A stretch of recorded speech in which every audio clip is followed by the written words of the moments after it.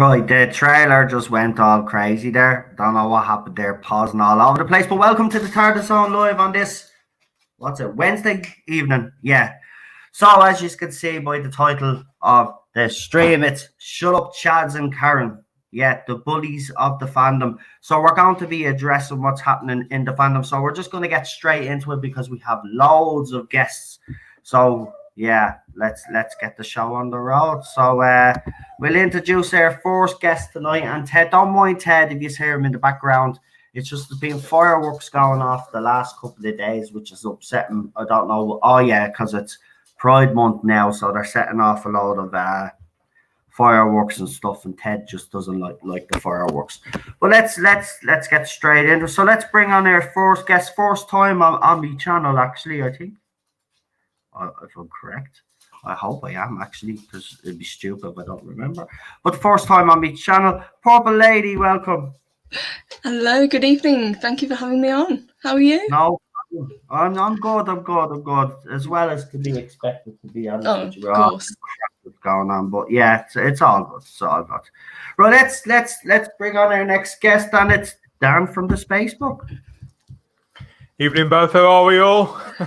Not too bad. He's got the old Dalek there and the Cyberman behind him. Yep, Rosie. Yeah, Rosie, there they are. Nice little shot there. Yeah. I'm adjusting the lights, he says. Yeah. Yeah, I was polishing my Cyberman. And that's not a euphemism. Not a euphemism. Oh, stop. Right. We haven't even started yet. Okay, let's bring on our next guest. Oh my God, Dan. Right, we'll bring on our next guest. And obviously, another first timer on the channel, and delighted to introduce Samantha Joe. Hi, everyone. How are y'all? Hello, love. I feel like such a yank in here. Yeah, you're the odd one out this time. There I was, Sarah, thinking the Brummies were going to take over. Yeah, we've got you all outnumbered tonight. We need one more, don't we? Hello, Samantha Joe. Nice to meet you. Hi, Dan. Good to meet y'all. Believe it or not, we do have another guest with us tonight, and it's a first timer again, and it's Stone Loki. Welcome. Hey, how's it going, guys? Hi, boss. How are y'all doing tonight? Fantastic, matey. Fantastic. And for you guys in the live chat as well, if there's anybody that does want to join, we'll be rotating the guests as more people come into the studio. So if you would like to make a contribution tonight, you are more than welcome. So put the link also in the live chat as well. So welcome, guys. Nice to have you all on board. So obviously we all know why we're here. Obviously, how do we put this?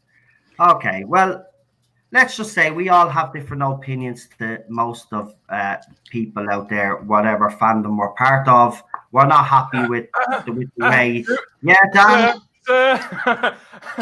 This is what they call, I'm going to slam the brakes on there because I'm not convinced that we do. I think the majority probably agree with us, but they just don't speak up about it, and that's where we kind of go wrong. Okay.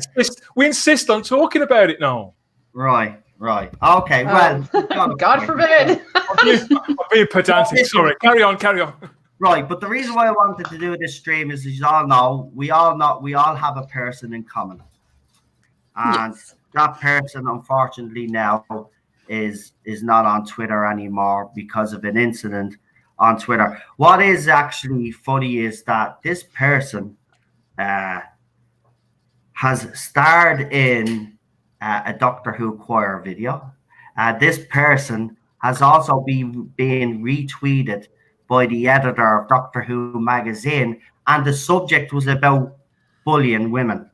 Now, this person was going on about how women are bullied. Now, he was talking about Jodie Whittaker, and he was talking about Captain Marvel, and obviously he was talking about the female fandom that love, obviously, Jodie Whittaker and all of that. And I was like, are you for real? You're there, like, talking about bullying someone, and you just bullied a woman offline because she has different opinions to you or supports a YouTuber that has different opinions to you. Starry-eyed girl has never been nasty to anybody, as far as I have seen on Twitter. She's always been engaging to me. We've had chats. I even texted Dan one time because I thought we did have a bit of a falling out. No such thing. She messaged me straight away. She was just telling me that she was concentrating on her family, which I understand. And that's what I believe she's done now, which is probably the best thing, because let's be honest, Twitter is a bit of a cesspit. But she should never have been bullied offline. This is the problem. And for a guy like that to be going and talking about bullying women, it's just hypocritical. But Dan, I wanted to ask you, how is she doing? And just fill everybody in, because there has been a huge reaction on Twitter. There's also been a hashtag, which I think must have trended at some stage, because you just type in "we stand" and it comes up. We stand by Star or whatever the hashtag is. So it's obviously being used quite a lot. How is she doing anyway? Oh, I was just going to say the hashtag. Sarah, if you are watching this at a later date, I know you might find it embarrassing, but it's lovely, isn't it?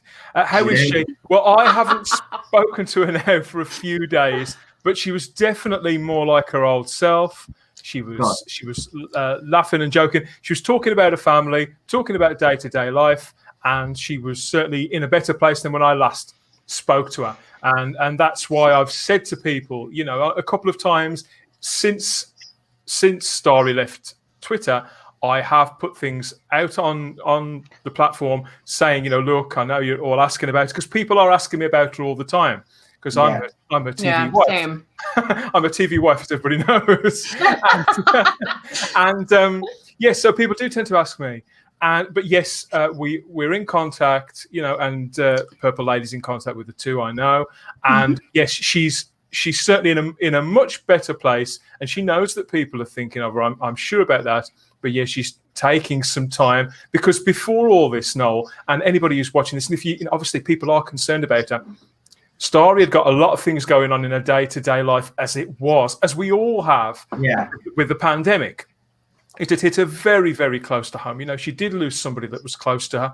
And obviously, she won't mind me saying this, she is a wife and a daughter and a mother as well in her day-to-day life, and a damn good one too. So obviously, she's had her children at home as well, balancing all those things. As we all do, everybody, you out there watching, everybody on the panel, she goes to social media and to interact with all of us and all of you for pleasure. And yes, not everything we want to tweet out or talk about is necessarily pretty. We have to talk. Sometimes we talk about some ugly things, but Starry always does it with a very pure heart, with a very fair mind as well, and a generous spirit. She's a mature. She's only a mature woman. Sorry if you are watching this. If you're watching this later, she's not that old, but she's very mature up there. And very mindful of other people. And so, yes, to leave the platform in the manner that she did, which I wasn't there at the time, so I didn't see this all go on. I just saw the aftermath became very obvious to me over the 10, 12 hours. Yes, so it must have been, well, I think it was the straw that broke the camel's back. And although the individual that you're talking about, I think it's important that we don't round too much on him. I don't want to make excuses for him. It's inexcusable how he behaved. But we do know that he's a very young man. He's obviously got a head full of all sorts of opinions and various other things, and we don't know where he's got those from. His conduct obviously is reprehensible. But the picture is bigger. And I think that if Starry was here now, that's what she'd be saying too. And I suspect so. She knows that this guy is much younger than certainly all of us. I talked to Starry yesterday. Oh, good stuff! Oh, brilliant. I was interacting with this person yesterday for pretty much half the day. This person that was harassing her. He did not do this because of Starry. He did this because of Bull Streak. He did this because of Gary over at Nerderotic.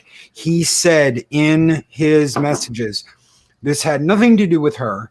He could not get to them, so he went through someone that was supporting them, hoping to get their attention. This guy went after her simply because she supported content creators.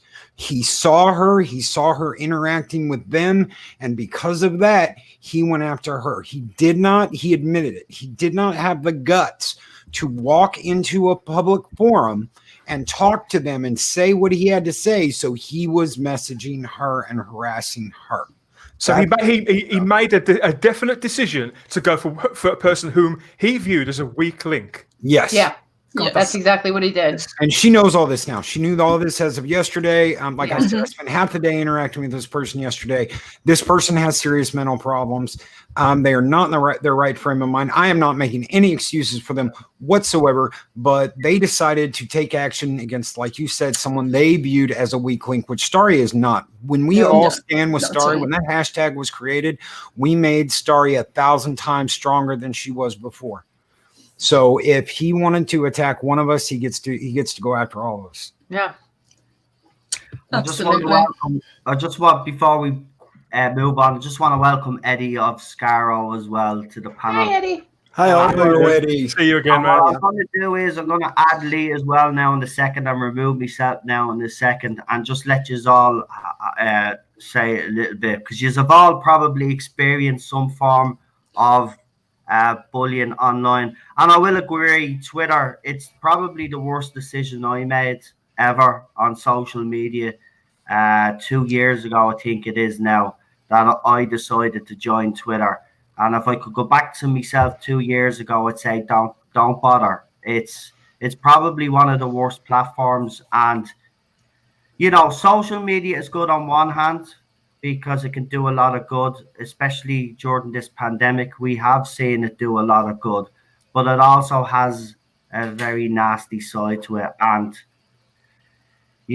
we've seen it in recent weeks. Well, this has been going on in our fandom, in the Doctor Who fandom anyway. This, I say, has been going on since probably, more 1985. definitely since Jodie Whittaker was cast.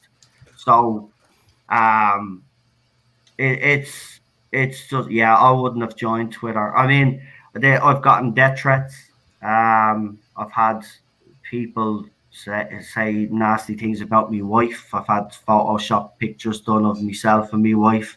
I've had it all. I even now today, I've had someone just text me just to say, "Well, f you," just.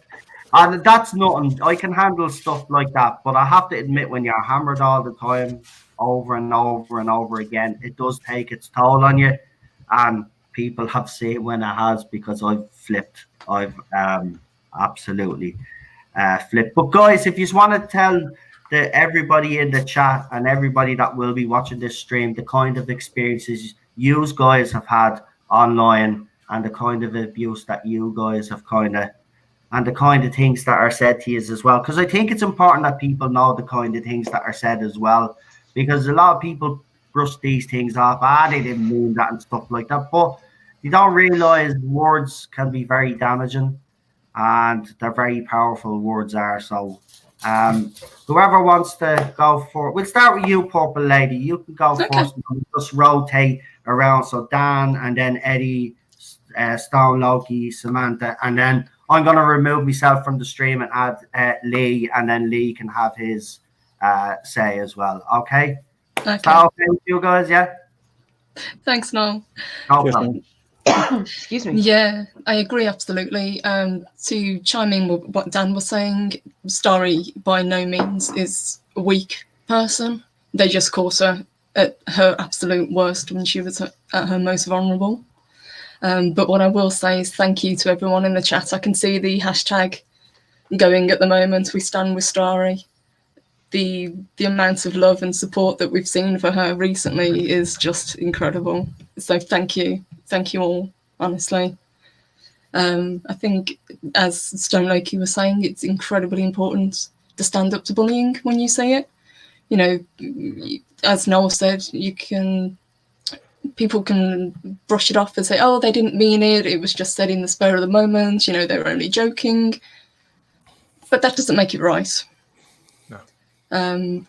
I think, especially when you see from a woman's point of view, usually it's being called into, you're not a real fan. I think that's what it comes down to. You've got to prove yourself. You've got to have the credentials, if you will. It made me wonder. It made me wonder simply why Purple Lady. As Loki just said, he went for Starry.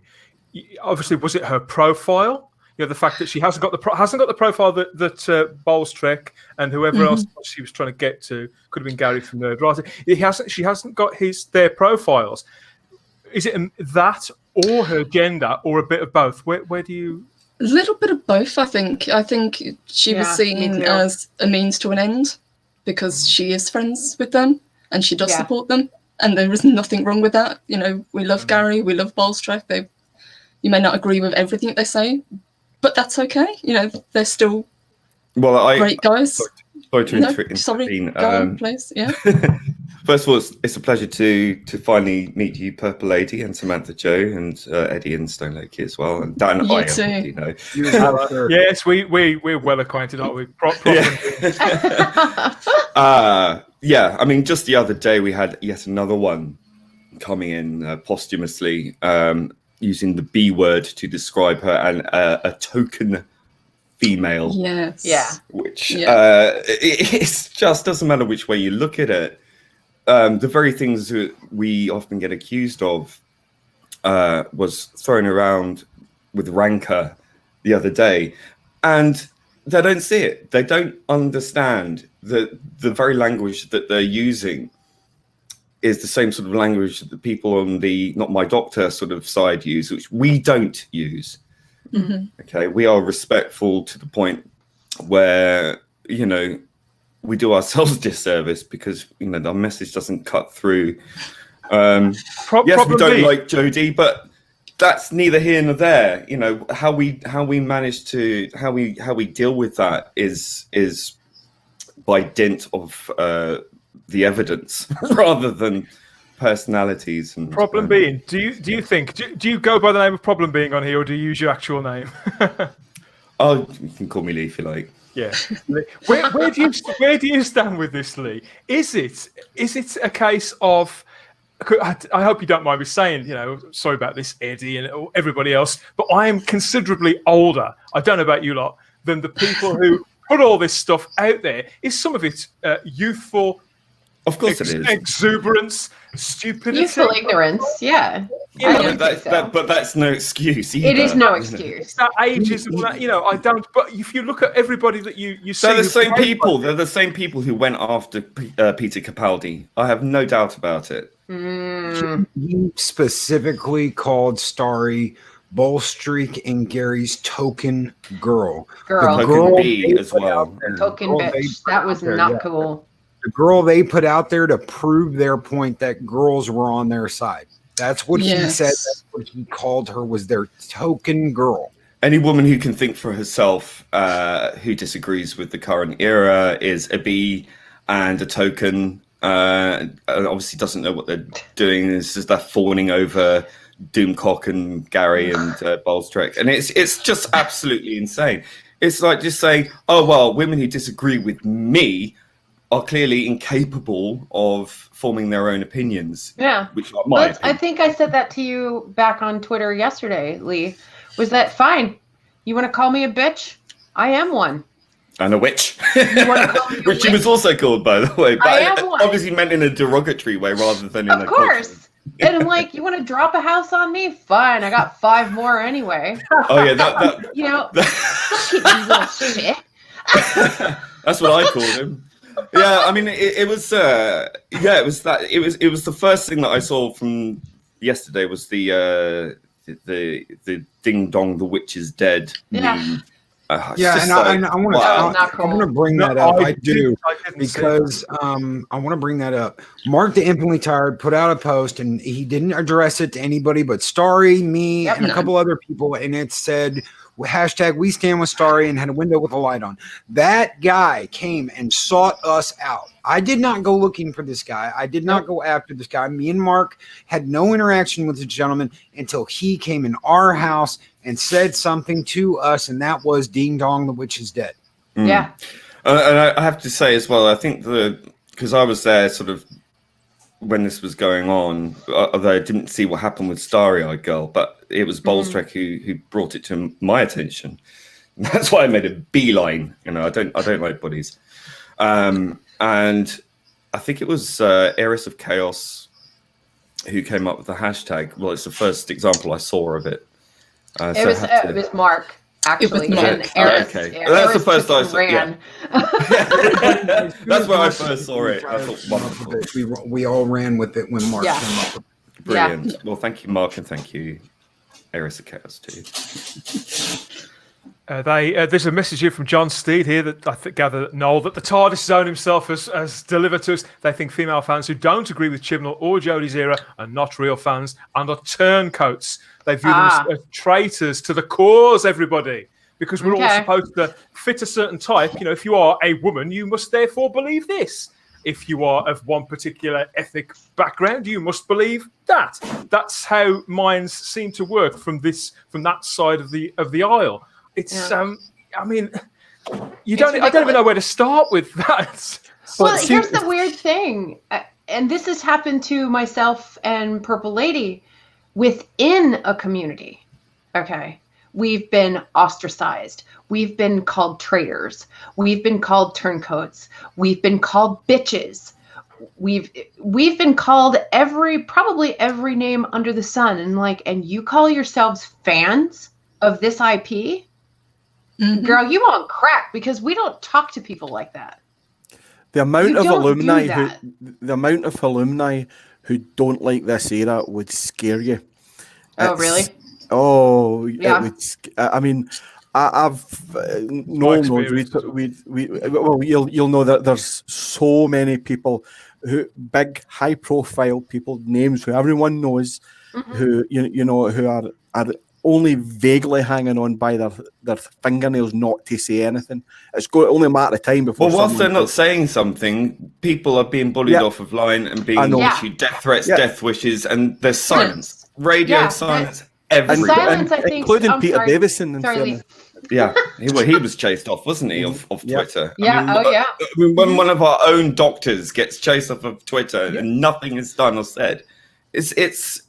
And then imagine what the rest of us have to put up with, and we get called toxic. And I'd just like to point out there's a YouTuber who I struck up a conversation with after someone super chatted her channel on Nerd Erotics stream. Erin Curran is her name. She's a woman. She's a lesbian woman. And she made a very, very interesting video about why changing the sex of the Doctor was, by its own nature, sexist, and why she didn't feel needed to be pandered to enjoy Doctor Who, and why she finds it very patronizing, like all the Barbie dolls and all the things that go with it. And why it's ruined Doctor Who for her. It's a very interesting video. I would definitely advise anyone to check her out. Her name's Erin Curran. And it's funny, when I showed that video in Twitter to the person yesterday, who I think may be a different person to the original bully, like the other one, refused to look at it. They just don't want to acknowledge it. Like they can't look it square on. I mean, I think it's interesting to watch, and this isn't unique to Doctor Who, I know, but obviously, this is Star's fandom. It's my predominant fandom. Eddie the same, and Noel. But in this instance, Eddie, you were talking about those people who we can't name, who may feel as we do, and why can't they say something and all the rest of it. I completely understand why they don't say something, because this isn't their fight in a sense. This is their industry. They are protecting their business, their livelihood. They're observing professional etiquette, showing respect to their colleagues, their peers, people who they may have worked with before or who they may work with in the future. I get that, but what's caused the problem this time, that's always been the case, because fans has always been divided. Every fandom always been divided of some kind, but never this deep. But I think what's different this time is that we have a man sitting in the heart of Doctor Who, the present showrunner, who divided the audience not only deeper than ever, that was bad enough, but what he effectively did too, I for a long time I didn't think he'd done this deliberately. After watching The Timeless Children, I'm rethinking that.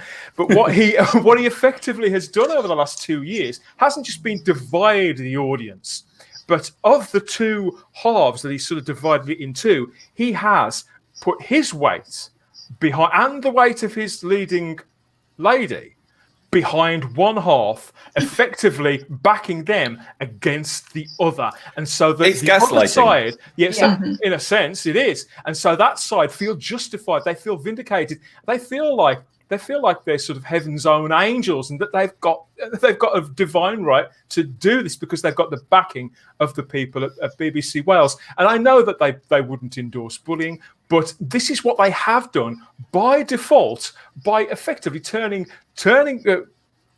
fandom through the middle and then turning on itself in such a clear, weaponized way. Well, I'm not sure they wouldn't endorse bullying. Look at Jodie Whittaker before she even filmed anything. She sat on a video bullying the fans that didn't agree with her. So they wouldn't endorse it. It's as simple as that. And Colin said something very good there. What was that? Inaction is just as bad as what they are doing. If you stand by and you don't say anything and you just let this shit happen, it's just as bad as doing it. Yeah. If you ignore it, in this instance, it definitely is, yes. Because if they'd have stayed out of it all of the way, then I would have extended the full generosity. But by choosing a side that and then sort of letting it all rage in the way that they minority have. Yeah. Carl Elwell's asking, Loki, do you think that Chibnall has enjoyed these reactions, Loki? I do. I really think he does. I don't even call him Chibnall anymore. I call him Chin Balls. But yeah, I think he does. I really do. I think he does. I think that this is exactly what they want. They want to divide people. They want the news. They want the press. They want people talking about it because the more they talk about it, the more it can't be ignored. It's more insidious than that. It's not that he's.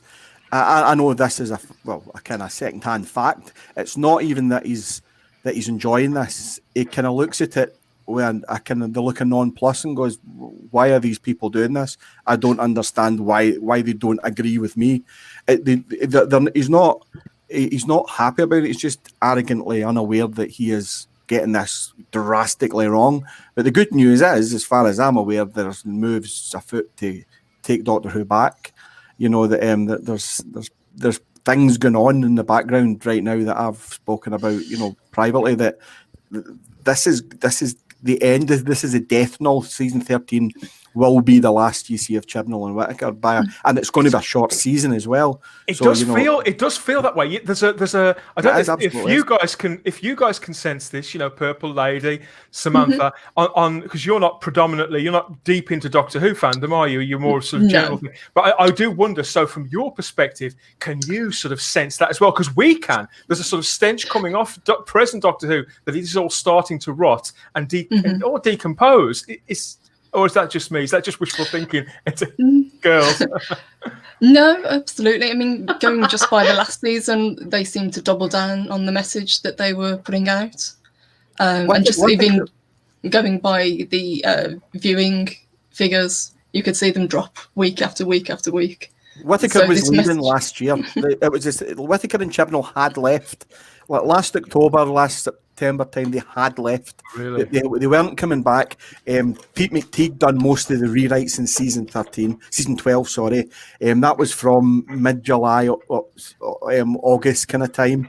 So a lot of the chaos in Cardiff rumour was true then, Eddie. You believe so now, a year on, 12 months on? Yeah, Bradley Walsh walked out.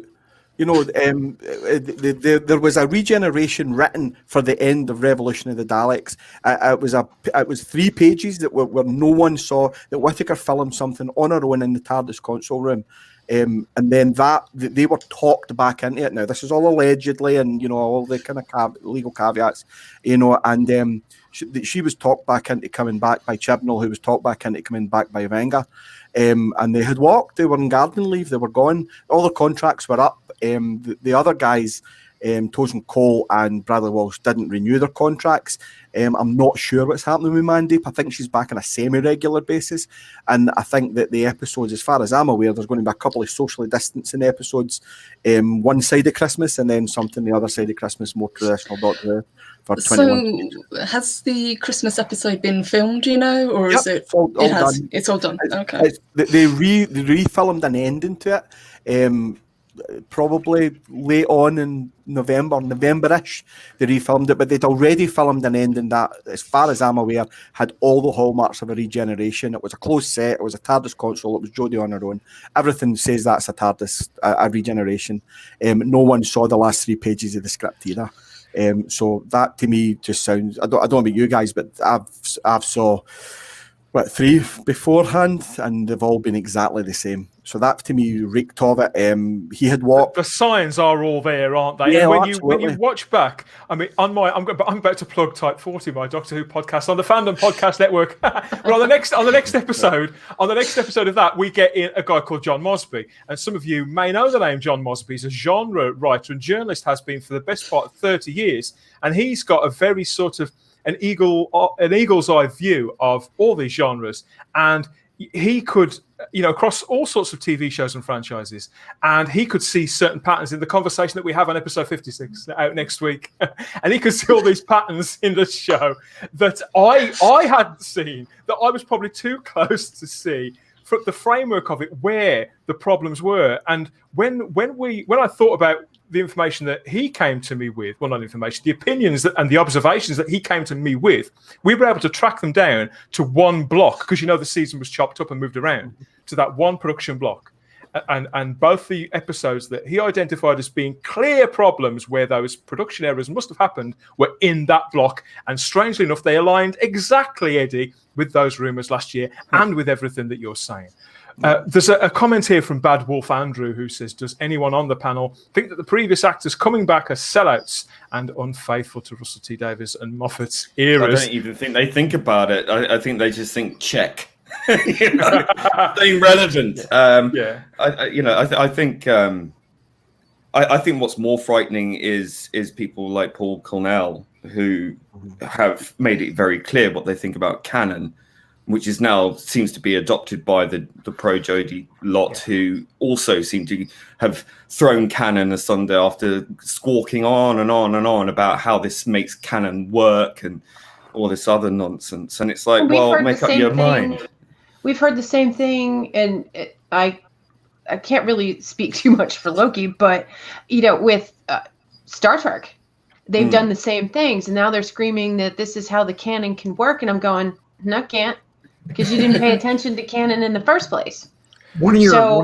Well, I mean, they didn't even know a show called Star Trek Enterprise existed, because they were going to call the new Star Trek show Star Trek Enterprise, and someone had to point out to them that this has already been done. That says a lot to me. One of your audience brings up a really good point. He says, this bullying will not go away until this era has long gone. I want to tell you guys something. For years, we had like a golden age in sci-fi. Nobody was bullying anybody. New people were coming on board for Doctor Who, for Star Trek, for Star Wars. More and more fans were coming on board. And then this started. And they're like, well, all you old people, it's not yours anymore. This is all ours now. It's all me, me. That's what it boils down to. It doesn't help either, does it, Loki? And we've seen this in Star Trek too, particularly from that guy who plays Dr. Culver on Discovery. He's very, very active in social media. He lets you know when you have riled him, and it's one thing. Yeah, okay, let us know what you believe. By all means, he's a human being. He's entitled to speak. But I've noticed that he's very militant. And that this question from Andrew there about actors, and this is into any show, does it, because people can sort of see decisions like that as as a similar thing, as shifting an allegiance for a pay packet. And the people who employ them, you could say that they're doing that as well, to also try and sort of turn one faction against another, or take a character that we used to like and do horrible things to them. But it's all who's coming back? I think that they refer to people like John Barrowman because obviously Barrowman, John will be back at Christmas. Yes. I think that's fairly obvious. And beyond that in the series. That's the impression, and obviously that is. I'm sure JB is a lovely guy. He loves Doctor Who, and he loves to work. Yes. But surprise. And I think, he loves Doctor Who fandom, and I think he's just along for a good time. And he loves playing the character. It's the only chance he's had in 10 years. Of course he's going to be there. I think he's an unwitting passenger in this who's taken a good paycheck. But to just sort of move this back to the bullying, as Loki was saying, I think that the more that actors and that production personnel, but particularly actors, because they are the front face of these shows, are seen to... Because the people who are on that side of that guy Noel was talking about earlier on, they will tweet directly at actors and say, "Look at this person, what they're saying. Isn't it terrible? Aren't they a horrible human being?" And somebody tried it with Emily from Doctor Who magazine earlier in the week. She's a very, very busy woman, and she seems very sweet-natured and generally sort of got a holistic view of fandom. But you could see that they were sort of trying to say, try and sort of bring her down or bring her into disrepute because she's retweeted people such as Starry-Eyed Girl and say, "Oh, you can't retweet Starry-Eyed Girl because she's a friend of so and so, or she's been on this channel, or she feels this way, so therefore you can't do." And it becomes this enormous mess. Well, I actually, it was not just me. There were a bunch of people who had left because when she retweeted that starry-eyed bully, there were a bunch of people who had posted before I posted anything that he had bullied her, and I requested that this would be disavowed. Not a word. I understand she's busy. I get that, but again, it's this radio silence. She's trying to save Doctor Who magazine now, mate. Well, sorry, Emily. She's got to save her own house, right? We do love you. But I think what Noel asked us as well was to recount stories of our own experiences as well, which I think is also important because when it first started, I was a little bit disappointed with her announcement. I couldn't see how it worked. I was like, okay, give it a go. 5 episodes in, I was like, no, no. And I made the mistake of saying so on the Facebook group on Facebook, and I was absolutely piled upon. I had people wishing me to die of cancer, people saying they were going to come find me, that I was a bigot, I was a this. Yeah, and I saw that. you called a homophobe the other day, weren't you, mate? Oh yeah, hilariously. Sorry, ladies, not available. So yeah, it was ridiculous. I mean, it's just insane. And I was hounded out not just by the people wishing me dead, but it's actually one of the moderators of that group on Facebook that actually wanted me to die, and also a moderator, and blocked me. So then I left every Facebook. Oh, that sounds familiar. Yeah, I left every Doctor Who group from that point onwards, and from then on in, it's been pretty much the same for the last 2.5 years or whatever it's been now. It just feels maybe a bit longer. Mark just made an interesting comment about that, but if Noel, can you put that one up for Mark again, please? But we've got one from John Steed here saying Series 12, they brought the old enemies back. That didn't work. Series 13, they bring back the old companions. It still won't work because the audience has gone. And here we are, Mark the Infinitely Tired. The problem currently is a lack of respect for a different opinion other than their own. Yes. Is it that simple, right. Samantha? He's absolutely right. Because, God forbid, you want to have a reasonable conversation, a reasonable debate, I don't know, a moment of adulting with another human being over, clearly you like the same thing, okay? Exactly. Now you're causing this divide. For what reason? Why? We can sit here and debate and learn. Oh, we hate the show. That's what they tell us. We hate the show. It's like, no, Yeah. we love the show. That's why And we're that's- passionate yeah. about it. Oh, but it's only a TV show. Then they go into. So it's like, well, make up your mind. You know. Yeah, it's like, which one is it? Which one are we going to play with today? Because I and then they tell us we're bigots. We're bigots because we don't have their opinion. I'm sorry. The definition of a bigot is someone who cannot tolerate someone else's opinion. You've got the actors, and you've got the actors, you've got the writers, you've got the directors, you've got the people running the show saying cancel this person for having this opinion. How do you think some of the fans are what they're going to do when you've got all these people saying if you have a different opinion than I do, you're canceled? Well, now we've got everybody, almost everybody's doing it. Yeah. If you have this opinion and you're canceled, that is one of the things I talk about almost every day on my show. If you have a different opinion than me, come on my show and talk to me. I would love to hear it. I do not want to live in an echo chamber. They do. They love it there. They do. They love it there. Rabbi has invited countless times people to come on his YouTube channel and have a conversation. Patience of a saint, that man. Oh yeah. I mean, he stepped in, and tried to impart his wisdom and his wonderful way of approaching things to the Star is Bully, and to no avail. It was just this kind of strange paranoia that goes with this mentality, and it was just like, you want to trip me up, you want to, it's all about discrediting Trump. It always goes back to Trump. Discrediting somebody. Yeah. And we've had that happen. Sorry. Oh, that's okay, honey. Sorry. Go ahead. So do you find that, given where we are currently in 2020, do you think that that's affected people, with the social distancing? People are using it as an excuse to be nastier to people. Yeah, it's clearly a Tinder keg. But again, it's unchanneled aggression and disappointments in their lives. I understand it, but at the same time, it's misdirected. You're looking at all the bogeymen without actually looking at what's going on in your own life. Well, they're looking for them and finding them. If Guinan had a line back on Star Trek: The Next Generation, I think it was the Best of Both Worlds, Part 1. If a man is convinced he's going to die today, he'll find a way to make it happen. They're going out there and looking for a reason.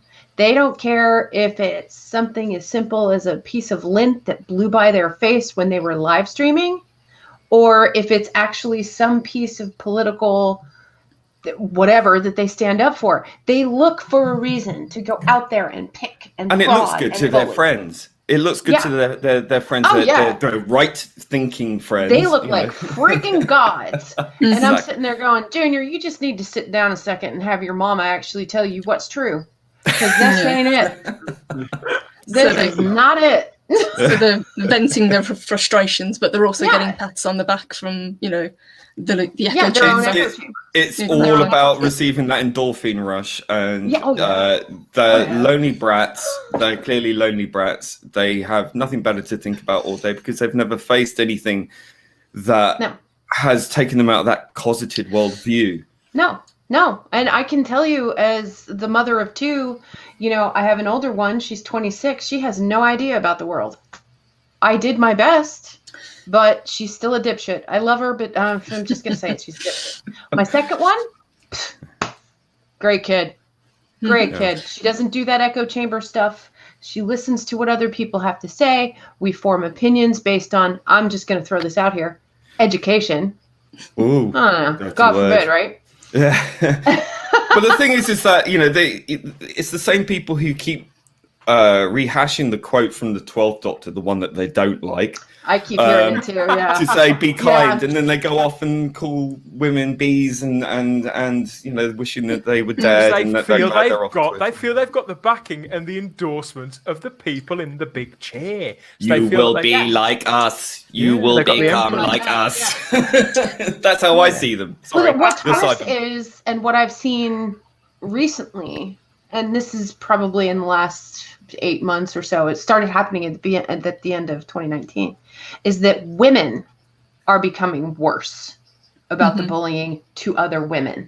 Yes, it's definitely getting That- cattier. They're It's getting worse and they're worse and worse. they're sort of reacting, and it's all becoming much more charged. Yes. And I Mhm. also am guilty. I'm one of those ladies who, at my age, I think I've earned it. Shoot first and ask questions later.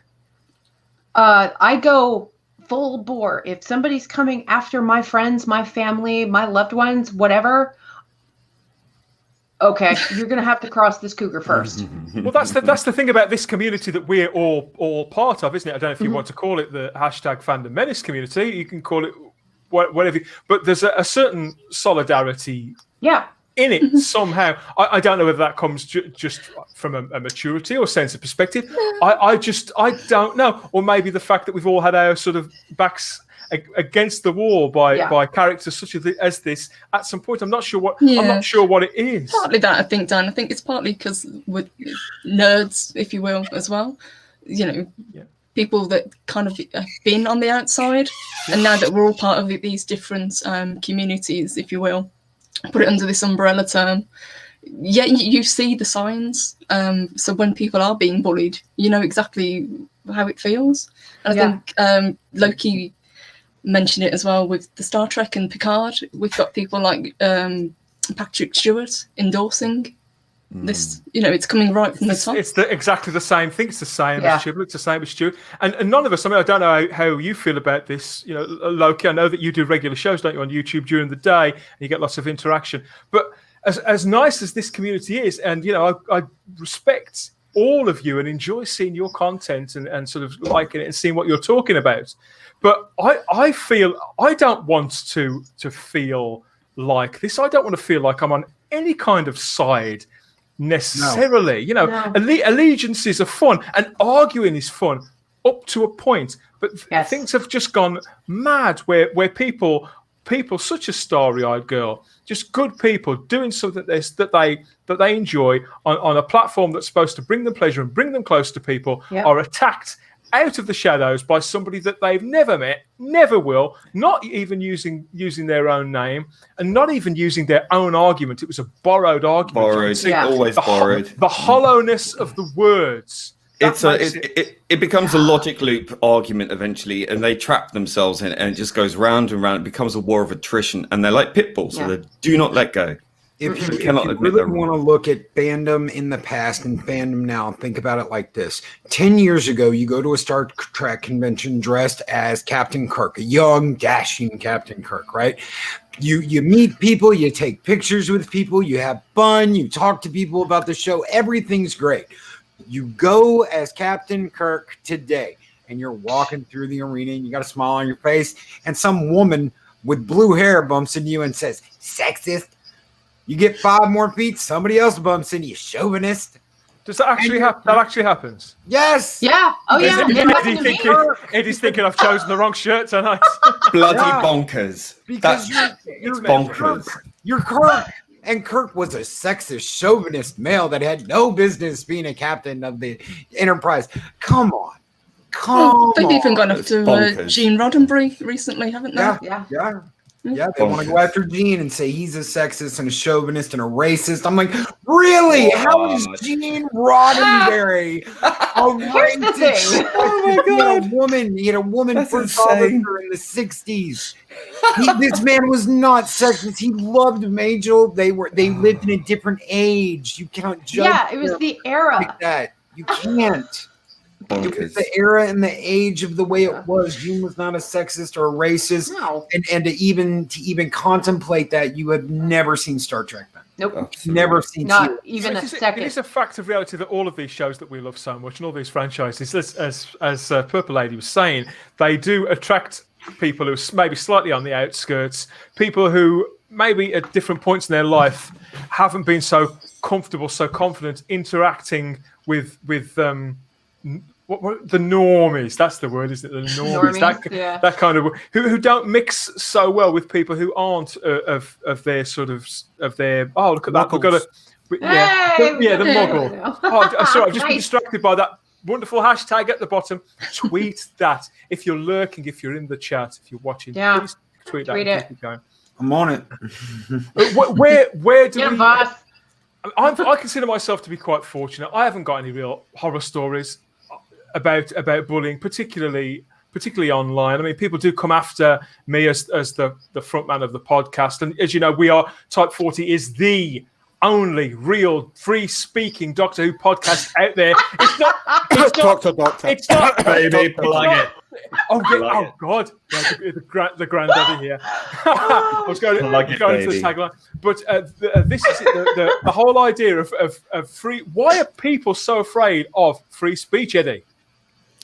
Well, they're scared of free speech because they don't know how to answer the question why. So what? Right-wing dog whistle, apparently. It's as simple as that. They just don't understand how to answer the question why. So whenever you get someone coming at you, and I've had people coming at me for 15 years, you know, and it started off quite hard. It was difficult to listen to things that people were saying. There were blogs put up about me. There was people following me all over the place. There were people... Because they're only words, aren't they, Eddie? They're only words. Well, then, you're not an abusive man. No, not at all. Well, come at me. Try Hail Eris of Chaos. You know, it was firm opinions, but yeah, well, absolutely. But the reason I'm like that is I always say myself as the Malcolm Tucker of fandom. If you're going to come at me, then I will come at you, and you better believe I will come at you. You know what I mean? Bye. Yeah, well, I've used that phrase more than once. You know, Blue Bonnet Hoovian, if you're watching this, he's trying to steal your identity. The eyebrows. Starry-eyed Scott. You know, I consider myself very lucky because I've been doing this for 7 months now, and I've only had to kick one person off of my show, and that they didn't come after me. Say whatever you want about me. Come on my chat and say whatever you want. I want your opinion. If you want to cuss me out, you want to give me a thumbs down, that's fine. I love it. More attention. But if you attack someone in my chat, I will ban you. And I've only had to ban one person for going after someone in my chat. That's it in 7 months. And you know what? I've gotten emails. I got an email saying that they were going to terminate me. I got an email saying they were going to have my channel shut down. I get emails at least a couple of months saying you're going to get shut down. You're a piece of crap. That doesn't bother me. Do not go after my chat. You go after my chat, and that's. Well, this is the thing as well. We get told to block people on Twitter and things like that. I take a different point of view. I think. Me too. We can keep blocking these people. It's like whack-a-mole. You know, just another one will pop up. The thing is that someone more vulnerable might be under attack who doesn't have the nous to do that, and there will be no one left to defend them. And I think it's okay to mute people because then you can keep an eye on when they sort of pop up again. You think, what's going on there? You can view secretly who they are. And if it's a person you've got on mute, you can unmute and then you can step in. Because I think it's important to back people up who might not have, the wherewithal to block these people and stuff, because it does happen for very many. You know what? That's a big thing. That is a big thing. I saw something the other day, and it was basically, well, I don't have time for this. I'm going after the big bullies. I don't have time to defend someone that has supported you, someone that has financially supported you, supports your channel, is in your channel, has helped your content, has gone on your channel as a guest, and you're telling me, well, I have to go after the big bullies. I can't really help. Just abdication of all responsibility. Mm-hmm. That's plainly, and that's as wrong as sort of mobilizing one against the other. There's a comment here from Undercover Trooper. Prince Charlie was right. Prince Charlie. It's all Disney's fault. We've brought up an entire generation to think if you want something hard enough and wish long enough for you, you get it. Forget hard work and talent. I mean, that's the other side of the coin too. Entitlement, at least in America. You know, here you get a trophy for just showing up. No. You did nothing to earn that. In fact, my daughter, my youngest one, she played softball, little kid playing softball. They didn't win a single game in the season. God, they're first graders. I mean, you throw a ball at a first grader, they're going to run the other direction. What the hell is that? Is it a bomb? I mean, does that instill in people, though, Samantha? Does it instill in people from a young age the idea that, in a sense, not only can they never lose, but they're also never wrong, which can play into this. And that is the story of the BBC. The story of America too. It's the story of yeah, but the BBC is a nepotistic organisation. If you're not related to someone there, you're not going to get a job there. So it doesn't matter if you fail upwards or downwards, Disney. you still get a job. Yeah, You get all that crap from many other large corporations. Ask the mega geek about that. He's seen that firsthand. But it Always does. been that way. It does. And the thing is that I suppose the most tragic part of it is that it's sort of turning people who may have been bullied themselves into bullies, almost without them realizing it at first, until they're getting high off the power of the situation, of the confrontation, and of having the, like when that guy was saying all those horrible things to starry-eyed girl, like as you say, he's probably sniggering, looking at his phone, thinking, "Oh, I'll say this, I'll say that." No, nobody can say anything to me. I'm untouchable. Nobody can reach me. That's why I'm so impressed that Loki's managed to get some sort of dialogue going with this It guy. was incredible. It's pretty damn incredible. To your credit, sir. If he hadn't jumped in Mark's channel, I would have never found the guy. I wouldn't know who he was. But he jumped in Mark's Twitter, and it was on. And all I really did was psychoanalyze him for 5 minutes, and I go, okay, you don't like women, you don't like a woman that's standing up to what you're preaching for, because you love Jody and you love Chibnall, and this is a woman speaking out against them. And it's not even really about her, it's about these people that she's going on talking with. Yeah. And the more I engaged him, and I didn't call him any names. I didn't say, "Oh, I didn't say anything like that. You're more reserved than I was. After 2 days of it, 2 days. Yeah. Oh. I just kept baiting him into telling me more about why all this was going on, because I wanted to know. And he did. He let it all out. He's got problems at home. He lives in his basement with his mother. He's got issues. He is a big Jody supporter, and he couldn't go after the people he wanted to go after, so he went after Starry. Well, to go back to the original one that went after Starry, I messaged him and told him, don't speak for me as a woman, and he blocked me immediately. That was it. It was just like extraordinary. Done. I was like, Yeah, he will unblock you. He does that. He blocks you, then he leaves it a while, and then he comes back. That does explain it, as you've explained it, Loki. Because I was offline on that day, but I opened my Twitter, and there was lots of messages. And I was in this conversation where I had clearly been included in a bunch of hashtags that guy had sort of grouped us all together. He'd grouped us all together and said, right, I want to target those people. And as you say, Loki, he seemed to decide that Starry was the one to pick at. And I didn't know who he was. I never heard of him before, but there he was. But I think he must have directed individual messages at all of us at a given time. And I'd seen a message from him. I don't know who this is. I was busy at the time. I didn't really pay a great deal of attention. In fact, I think I said, well, look, that's fine. I understand why you feel that way. Fair play to you. Have a good day. Go off and do something nice. Go have something nice for your tea. Yeah. and I'll come back on hours later, and it turned into this big thing. And then at the end of it, I was blocked by this guy as if, and everybody else was as well, as if we were the bullies. So then that person could then leave the situation that they'd created, essentially saying they're horrible. They picked playing being the victim somehow. Yeah. I just don't know where we can work with. Where do we go? What I'm trying to do, what I've said on Twitter is, and I don't know if you guys can help me out with this, is that I'm trying to collate evidence of online bullying against the Fandom Menace, and people who, particularly those who do use terms like the B word and other things, or any sort of death wishes, death threats, etc. Anything, screenshots, links, whatever, just send it to me on there. I want to send it to the BBC and say, this is what you're pandering to. Nice. Because they're crusading. They are. They're crusading. They're white-knighting for the BBC. How do you think that'll play, Eddie? Do you think it'll go? Well, I was going to say, if you send it to me, I'll send it to Cardiff.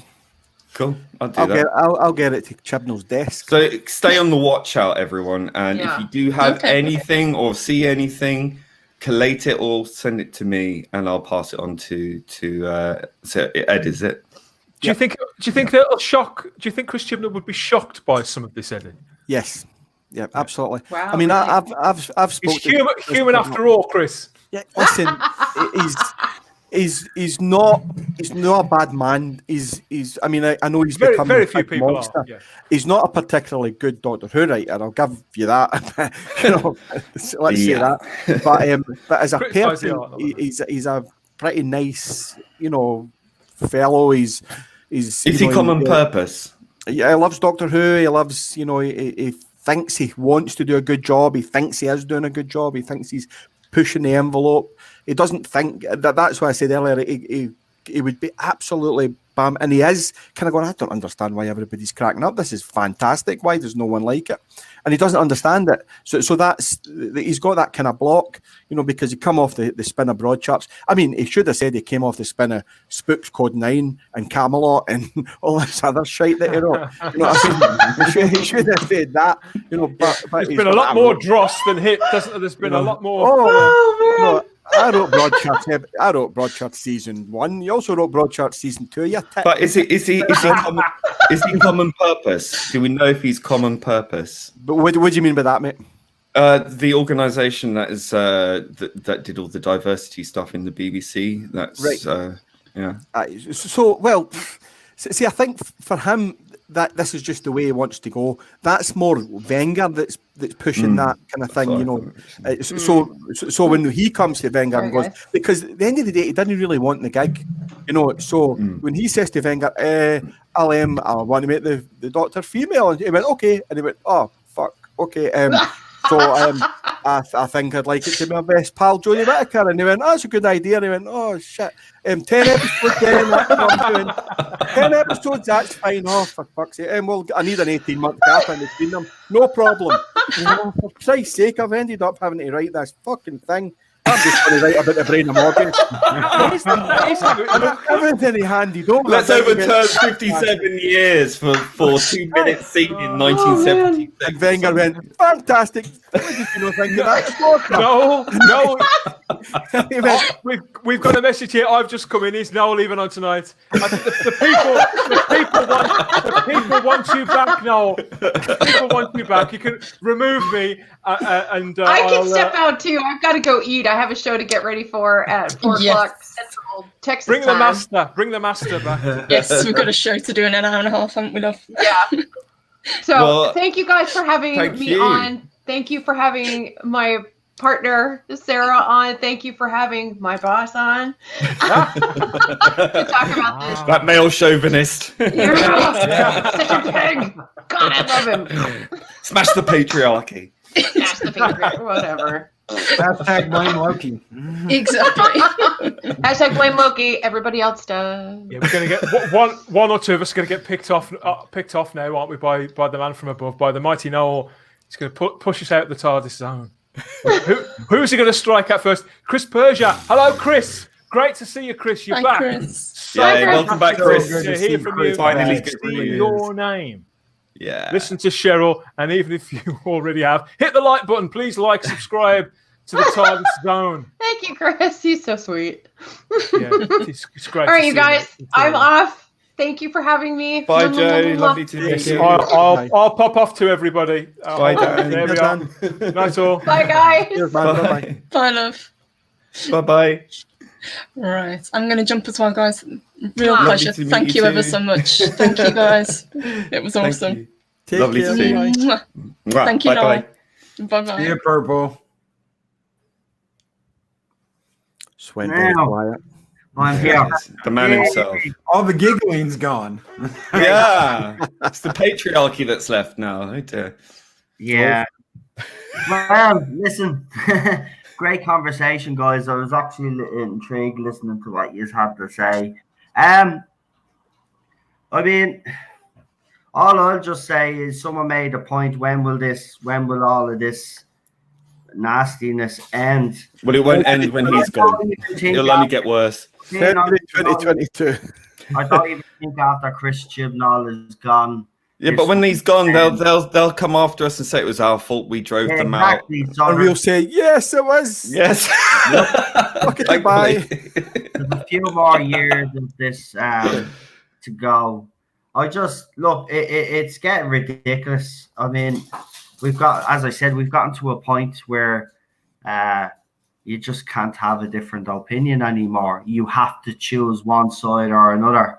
And it does kind of feel like you are choosing a side right now, but that's the way it's kind of gone. And listen, I will always, because Lee brought up a couple of points, like you can't ignore it. You know what I mean? You can't sit back and just watch this happen. You have to say something, even if it falls on deaf ears. Yeah. You have to let it be known that you're not happy. Now, we won't tolerate it. As simple as that, because as we've seen, it can affect people.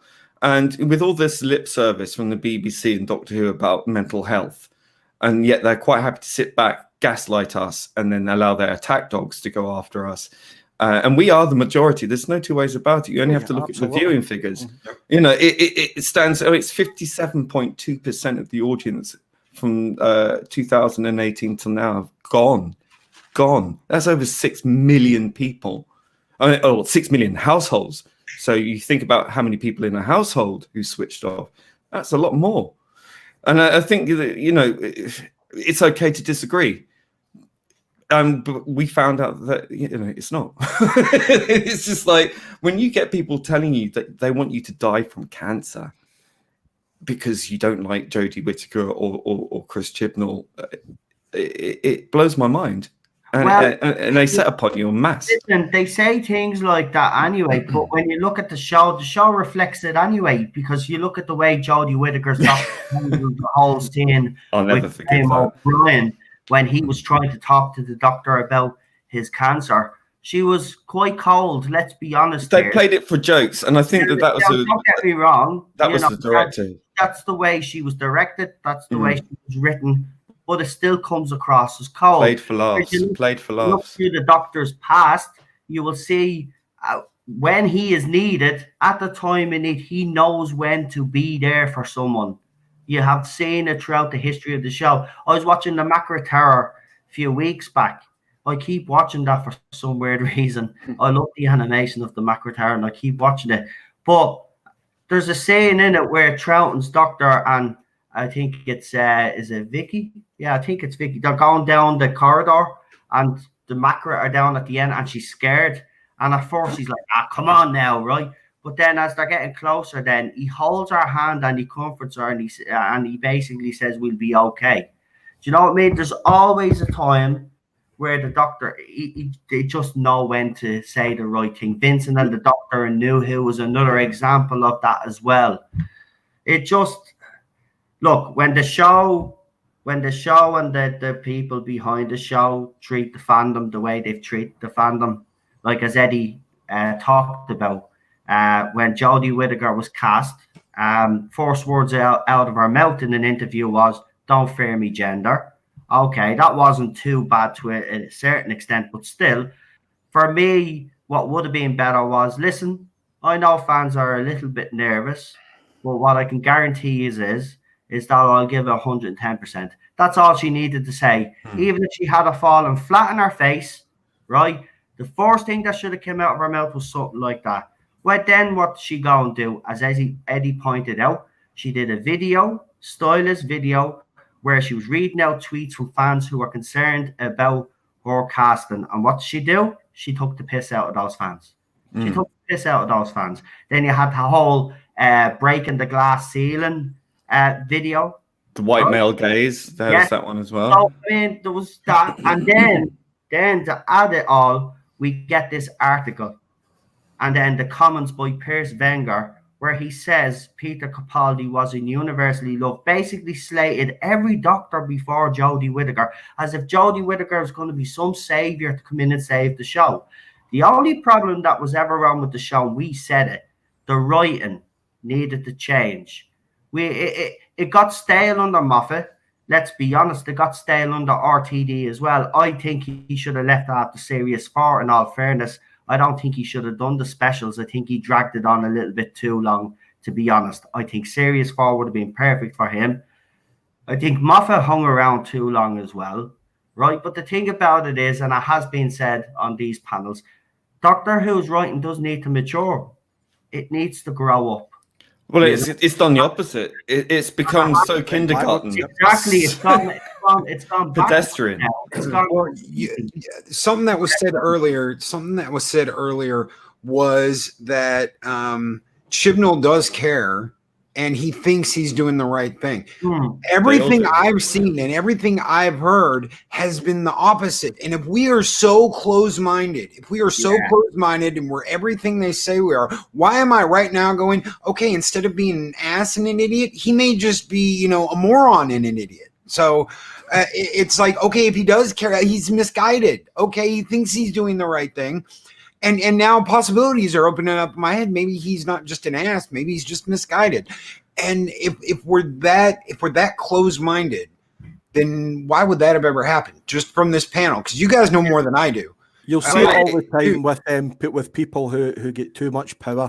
They surround themselves with yes men. You can see it in the art all the time. You see Michael Jackson, Kanye West, all these kind of guys, and they I mean, a great example of that would be I always use this example as Paul McCartney. Right now, Paul McCartney is arguably one of the best songwriters of all time. Okay, and his wife had a range of meat-free food that came out. Now, bear in mind, he's Paul McCartney, and he has a multi-million-pound recording studio in his house, and his wife goes to him, "Look, I've just created this range. Can you create a jingle for me?" And they come up with Linda McCartney, because no one would tell him, "Paul, that's a bit shit, mate." You know what I mean? Because he's Paul McCartney, and by that time, no one was saying, "Really?" He didn't have John or George or Ringo going, "Can we maybe change that?" Or George Martin said, "Oh, that maybe swap that round." Or he didn't have those people. He was just Paul McCartney. So everything that he done, Kanye West has given out the biggest lot of drivel lately. Do you know, Michael Jackson's last stuff was awful, and the reason being is because everyone was going, "Fantastic, Michael, that's brilliant, well done you," because they're all getting paid like £1 jillion off him, and no one will say anything. So what Chibnall did was he deliberately did that. So he get Jodie Whittaker in, who was his fam and his pal from before, and he get Bradley Walsh in, who he was his friend from before he done Law and Order with him. He surrounded himself with people that he liked and he knew.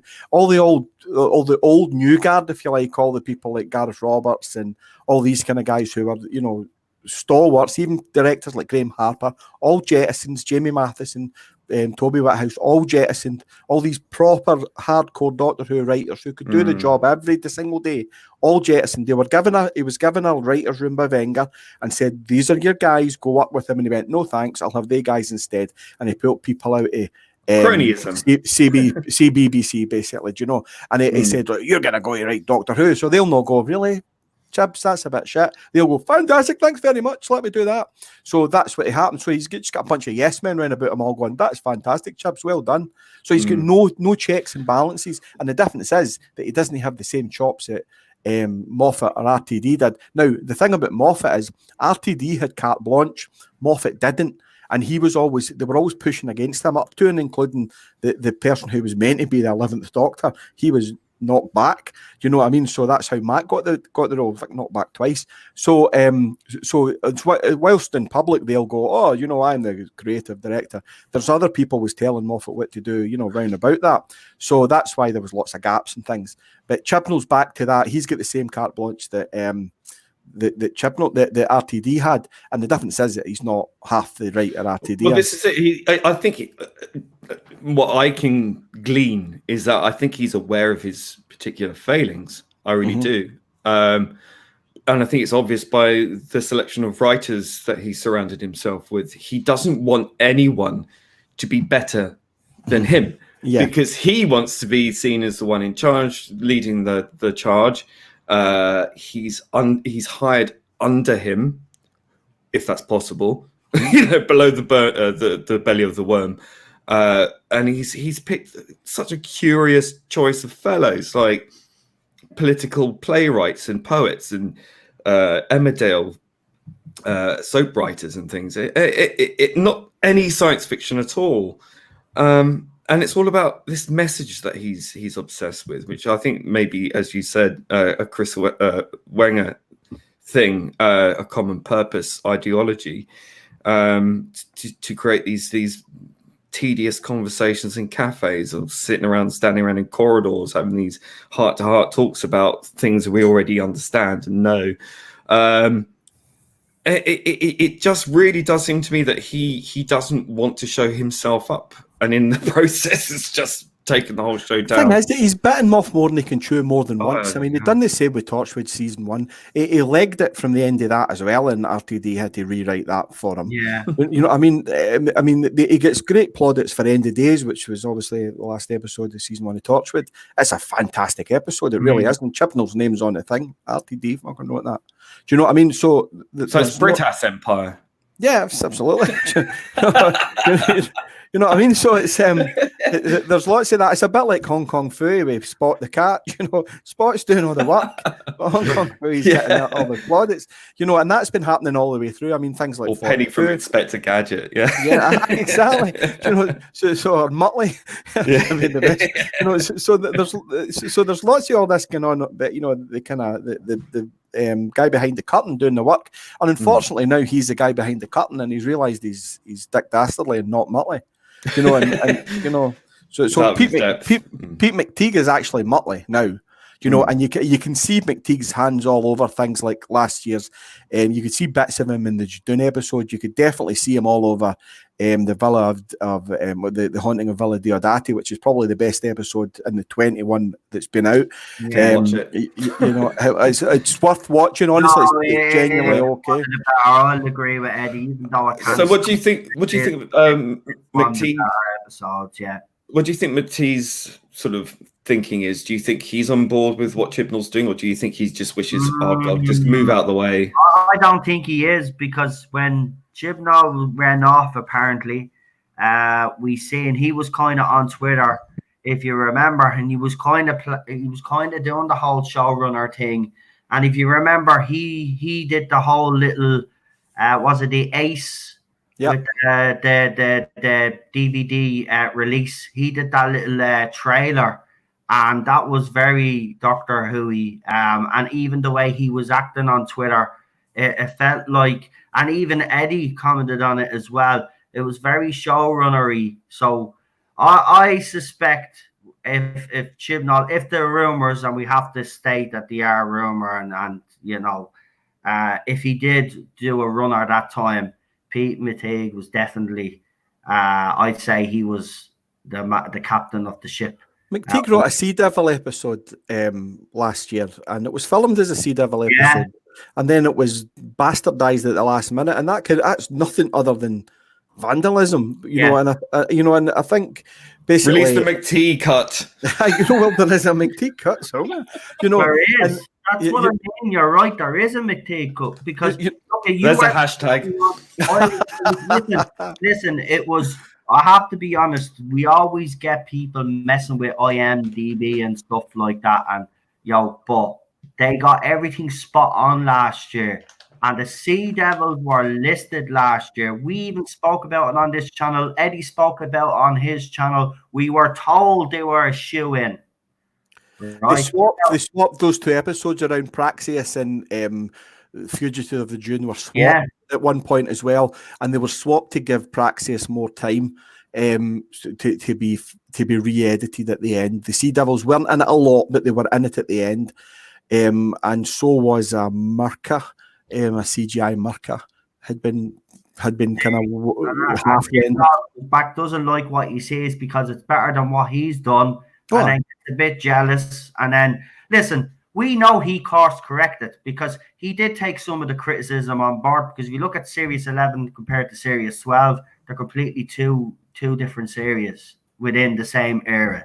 But he thought, I'll put the Jadoon in, the Cybermen in. We'll whack the Master in as well. We'll bring Captain Jack back. It'll be all great.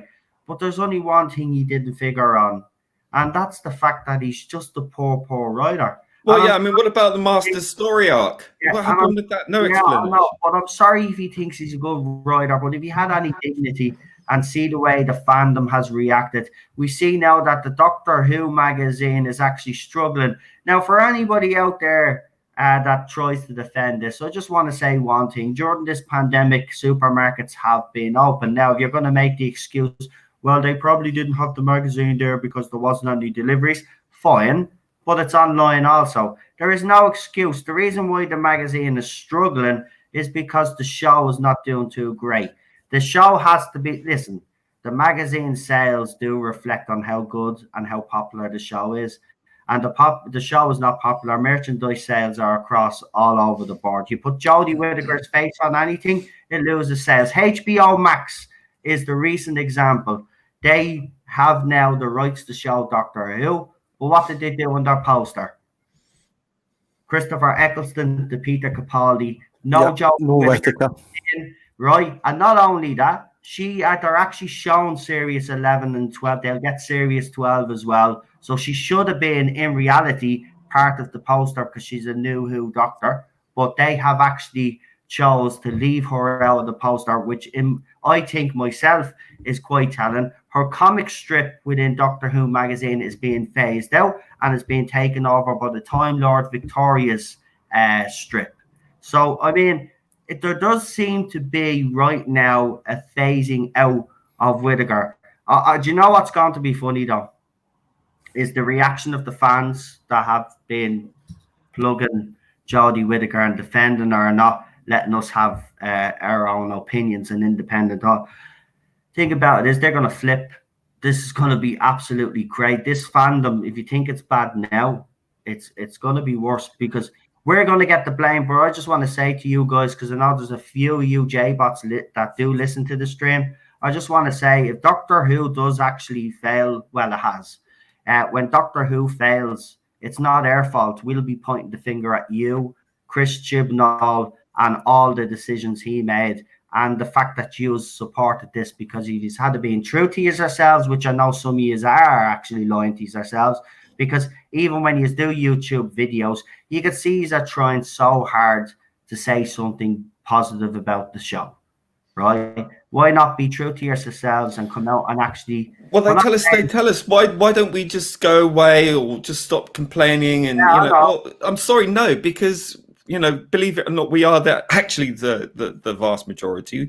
There is a large swathe of people who aren't vocal about it, but have been disenfranchised. Why should we put up with this loss of something we supported all our lives, in many cases, for a bunch of people who just say, "Oh, it's just a show, get over it"? I'm sorry, no. You don't understand what we grew up with. Exactly, and not only that as well. Do you remember last year? They're hypocrites as well, because last year they were saying ratings mean everything, right? Because we were bringing up the fact that ratings were starting to slide, and they were saying, no, they're the best in years, right? This year it's changed now. Ratings mean nothing, right? It was the same with Canon when we brought Canon. Canon doesn't mean nothing last year. Now it's Canon means everything because of the Timeless Children story arc. They're just no. It doesn't mean anything anymore because it means it doesn't mean anything anymore because it means because it should be kicked in the gutter according to Paul. Yeah. Oh, by the way, I wanted to ask you briefly because I've heard. So obviously RTD did his little short story. Now, obviously, Christopher Eccleston, Doctor, did say something when he was regenerating. But how do you feel the fact that the Doctor can actually regenerate into animals? Well, that's obviously vegetables. Russell T Davies ripping the absolute piss out of Chibnall. That's all that is. That's all I wanted to ask because I had a funny feeling that's what it is. Is that what he's doing now? This is not inclusion. This is not inclusion. This is not inclusion. What about the rights of vegetables to play the Doctor? I know exactly. Oh, we have one already. So they did that. They did that in the old black and white thing. The thing was a giant vegetable man. So yeah, they could do that. The Doctor is a vervoid. Yeah. It is ridiculous, though, isn't it? I know it's only a short story, and we shouldn't be really taking it serious. But I mean. He is right. He's taking the piss, but it just goes to show you what Chibnall could be capable of. I mean, but no, think about Russell said things like that before. I mean, way back when Christopher Eccleston regenerated, he says to Rose, "I might have no head. Imagine me with no head." So, yeah. They're canonizing it now. Right? Yeah. So they've put that. those are wee asides that Yeah. that Russell's always done, you know. But what he's done is he's doubled down in this, knowing full well, because Russell knows full well, trust me, that'll piss people off, and he's done it as a joke. He's done it to take the piss. I mean, remember what Stephen Moffat says to me, but when I says to him about the Daleks and Revolution, he wrote in big capital letters, he goes, the Resolution is the best Dalek episode ever.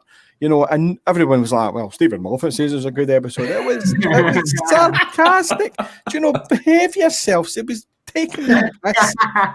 You know, and why people don't get that, I don't know. Do you know what? I've got to tell you this, right? Now, I normally, after I watch a series, right, I give it a couple of weeks and then I'll go back and watch it again. Now, I have attempted to watch The Woman Who Fell to Earth around 3 times. I get 15 minutes in and I stopped, right? But see, Resolution, I haven't even been able to watch it after the first time. That is the worst Dalek story. Email Dalek. I can't bring myself to watch it. I really can't. I will can't. say one thing: the dialogue is not too bad.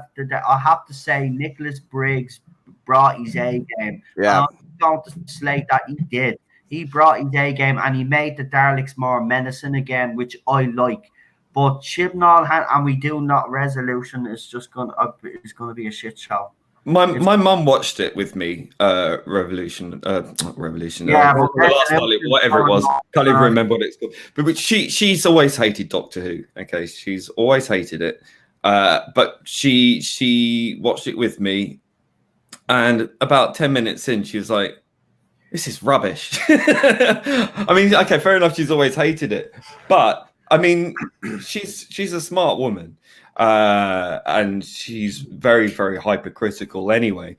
But I mean, she could pull it apart instantaneously, and it was just like, yeah, I know, and it's an objective view. I mean, you know. Do you know what my wife said to me? She was watching Doctor Who with me, and again, she's not a fan particular, but she watched quite like David Tennant and Matt Smith. And she looked at me halfway through one of the episodes of Jodie Whittaker, and she went, "Oh, Eddie, that's a shame for you." She actually felt sorry for me that this was my favourite programme. You know, and I thought, this is shite. Do you know, and it was, I can't remember what episode it was, but I was sitting looking at it with my chin down there, so I've got a chin, you know, down there somewhere, you know, and she just felt sorry for me that it had fallen so far, you know, and I mean, I can speak to Capaldi or Tom Baker, you know, almost at will if I want to, and trust me when I tell you that no one likes this series. No one, out with Whittaker's era, and I'm actually not convinced Bradley Walsh particularly likes it. Do you know that that people are not privately saying, "Oh, Jesus Christ"? Do you know? And that is the kind of, well, anyone with a brain in their head can watch this and pick it apart easily. Easily. I mean, you can look at it and go, well, that plot thread didn't go anywhere. That character just popped up for no reason and had no development and fucked off. And then, you know, you've got all this diversity in there, and then they just get killed off within 10 seconds after saying that they're gay. I mean, is that what it's really about? I mean, and how many times are they going to fail the Bechdel Wallace test? I mean, how many? You know, you talk about feminine writing. The very last episode the Doctor done fuck all was mansplained to for 40 minutes, and then a man saved her life. Well, that's feminine writing for you right there. Well, it's contradictory. Done. Every episode is a walking contradiction. She's not even a feminine Doctor. She's dressed like a friggin' rainbow dancer. What you know, she's something at CB. She's like Rod James Freddy and the Doctor. Do you know what she should be? She should be standing there with Bungle and George and Zippy. You know, she looks like a bad Blue Peter presenter. She's not. There's nothing feminine about her. She reminds me of a midlife crisis primary school teacher. Like, you know, she's like a bad child's entertainer that you would pay because you can't afford. Like me, please, like look me. Look at me, I'm a bit wacky. I've fallen over. Fucking stand up, yes. You were saying. I remember the scene in Skyfall Part 1 where she's running after the bloody plane. You remember she's running after the plane, and then she's on the bike That was just. And that sonic screwdriver like a gun, you know, like really. About 7 humans left or something, and she got 75% of them killed. Yeah, she killed off humanity completely, and the master took over So Eddie. The master took over and destroyed Gallifrey. How? So Eddie is actually playing. On the right there, you will see a sonic screwdriver. And on the left there, you will see a vibrator. A sonic dildo. Vibrator, yep. Yeah. I'd see this was deliberately, but hold her up, Eddie, the Jodie Whittaker one. See, it's a the penis. Jodie Whittaker one, that was, if anybody is under any illusion, right? Don't be under any illusion. This was designed for That's a tickler. That's a tickler right there. Right? It's a rabbit tickler. And look at that one. That's Peter Capaldi. Oh, no. Yeah, it is Capaldi's, yeah. Would you like one of the other one? Yeah, let's see the other one. So there's Matt's. Yeah, I've got one of those. Yeah, the TV remote control one, the metal one. I've got that one. Yep, there it's it. Yeah, I love that. It's hard to use, but it's beautiful. I love copper. Anything with copper on it. And then there's this one. Ooh, yeah. No one. But it looks like a functional machine, a tool, not like a tool. If you know what I mean. It's like Cyberman's penis, doesn't it? I mean, really. It's a Cyberman. Does it go that way? Does it go that way? I was going to ask where this whole thing that's happening, and it's hard to hold as well. By the bullying that's going on. When do you think it's ever going to end, or do you think now this is the way fandoms are going to be now? Oh, they'll move on. They'll move on to the next thing. Once we get this back, they'll go, right, well, we lost that one. Then they'll take their course to something else and destroy it. Yeah, absolutely. That's what you guys were bringing up earlier. And if 5 years from now, they're still saying this same crap, because I saw an argument just the other day that a old school Whovian was having with someone that is a new fan. And they were like, listen, this is going to kill who? This is killing who? And they said, then it'll go out on a high note. Do you think they're still going to be saying this shit in 5 years? 5 years from now, they're still going to be saying Jodie's been the best doctor ever. Like, oh my God, I love Jodie. Do you think that in 5 years, they're still going to be saying this shit? Because I don't. They'll be like Jodie who? They never actually give her a compliment on her acting. It's what she looks like, or how the light hit her face or something, or how they want to scissor her. Let's be honest, a lot of that goes on. And we get told that Starry is a token. Yeah. And it's quite clear. Well, I said this actually to one of this. Well, isn't Jodie a token? I mean, it's the definition of a token. You get. If it's rumored that Olivia Colman was supposed to get the job, she turned it down. You know why Olivia Colman turned down the role? She turned it down because she knew exactly what the role would have been, a token role, and that's all it is. When you replace a male-dominated role with a female character, right?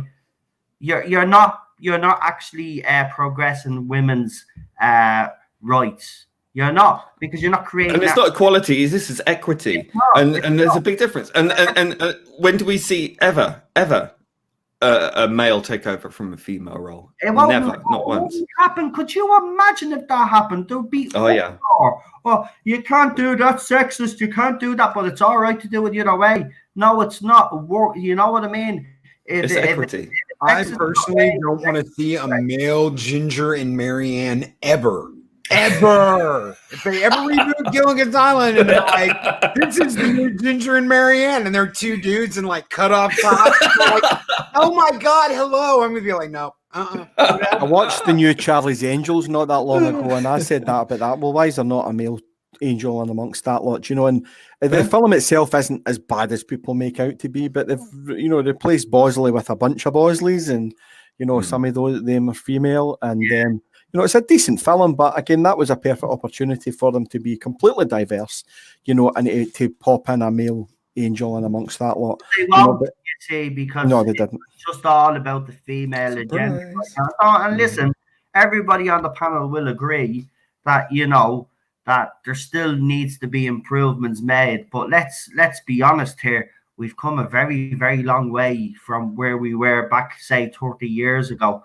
I mean, you think the way these people go on, you think women were still oppressed and locked in bleeding caves somewhere, or locked in dungeons. We have them all locked away.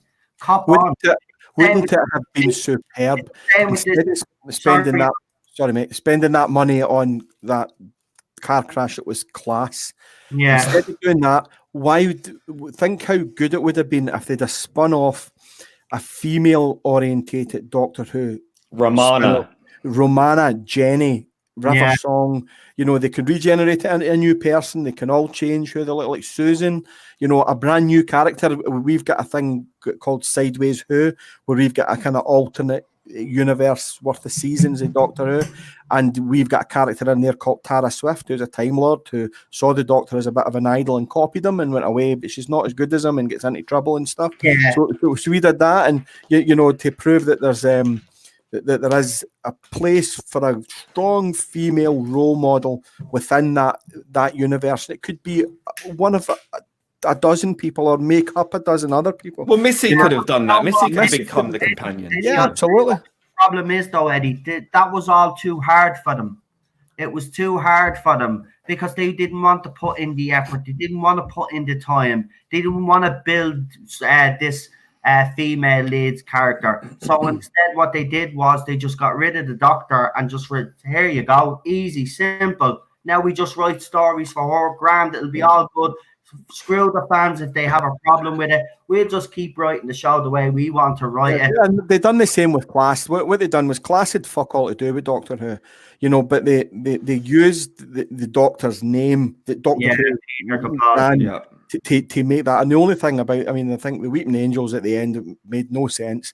And Coal Hill School, which became an academy, suddenly, you know, 10 minutes after it had been a school in the 50th special, you know, and that's the quickest bit of building I've ever seen. And, you know, I wish I could get a builder for my drive. And you know, and then obviously, you know, Capaldi shows up at one point. But I remember saying at the time that was a diversity tick list.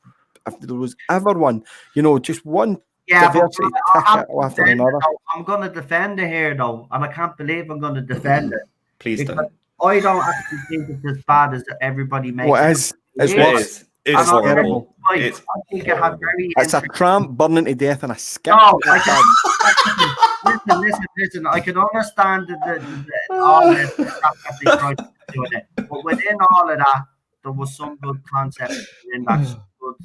I never saw it. I watched up to episode 3, and then same, exactly the same. I found myself with a fork in my eyes. I thought I need to stop watching. Hold on, did you watch the one with the coach with the tattoo? With talking dragons and stuff. Yeah, the dragons one. That was a good one. But I mean, look, the BBC has for decades been a very liberal organisation, put it that way.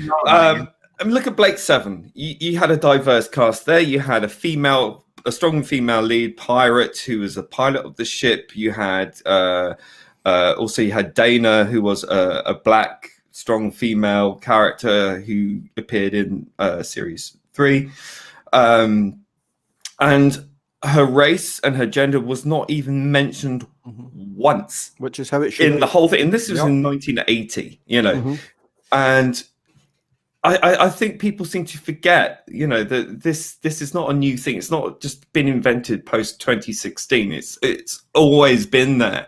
You know, look at Aliens and other franchises like that. It's a complete myth. It's a myth.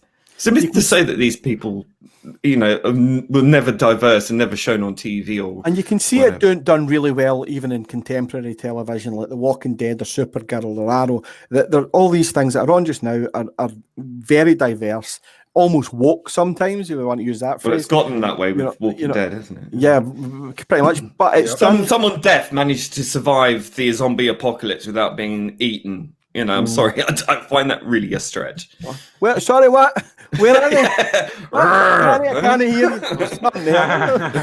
you. Really? Come on. No, I know, but you know, but apart from that, you know, you kind of look at the thing about it is their race and their gender and their disability is really never an issue, and they're just those people. Like Jesus, for instance, was a gay man. It wouldn't really come up that he was gay. Just, You know, it just was. Michonne, not one comment on the fact that she was a black woman, and why should there be? Do you know, and done really well. Great. Oh, Really great. Extraordinary. I love you that know, character. You know, look at Battlestar Galactica slightly further back. Again, all races, all creeds, and the whole thing was about acceptance and diversity. That's what the whole program was about. The you know, Expanse. Expanse is another great example of that. You know, Orville, the Orville's superb with it. You know, even Star Trek. I mean, I know we're going about Star Trek and Discovery had a few misfires.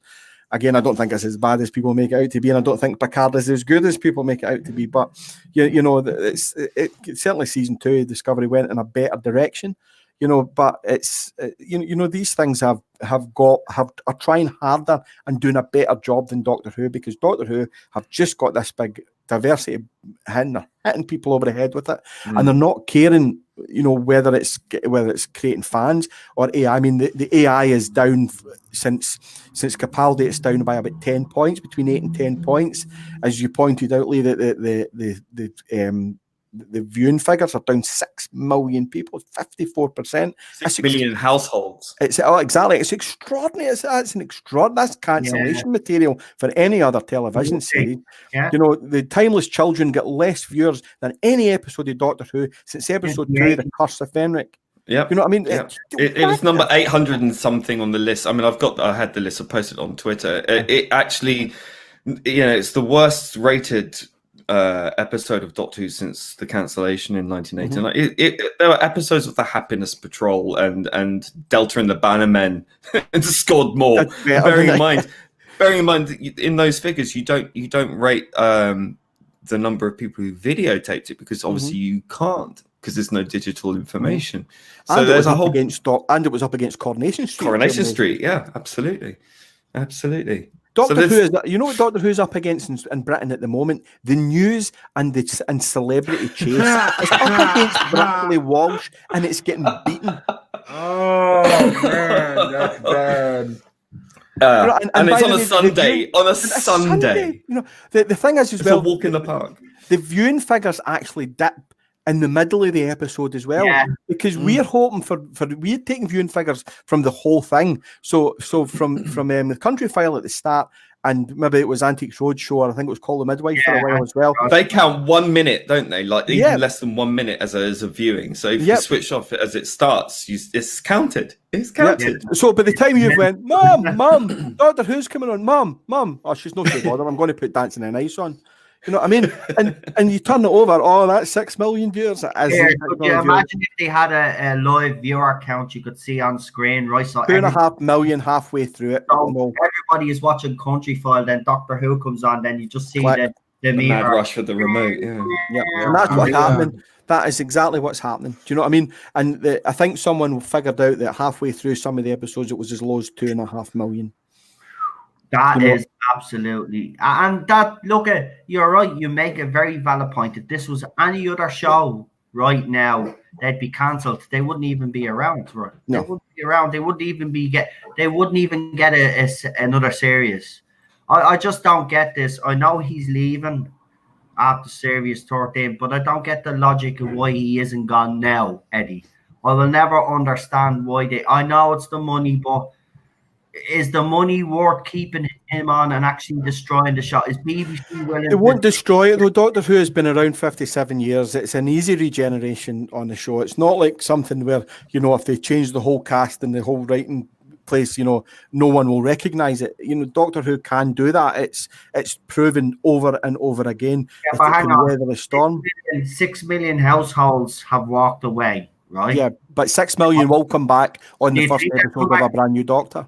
Do you think they'll come back? Do you think fans will come back after the 2-3 years of crap that they've taken? Yeah, absolutely. I think we should as well, because I think if we show them that we appreciate and that we have clout as a fandom, that, you know, we will support something that is representative for everybody, not just minority groups and whatever that they pander and patronize towards. Listen, RTD was the perfect showrunner, and I know he did get stale near the end, but there's one thing he was fantastic at, is when he brought the show back in 2005, he made sure that it was familiar to old school fans like us, but he also was very clever in the way of bringing in a new audience. Yeah.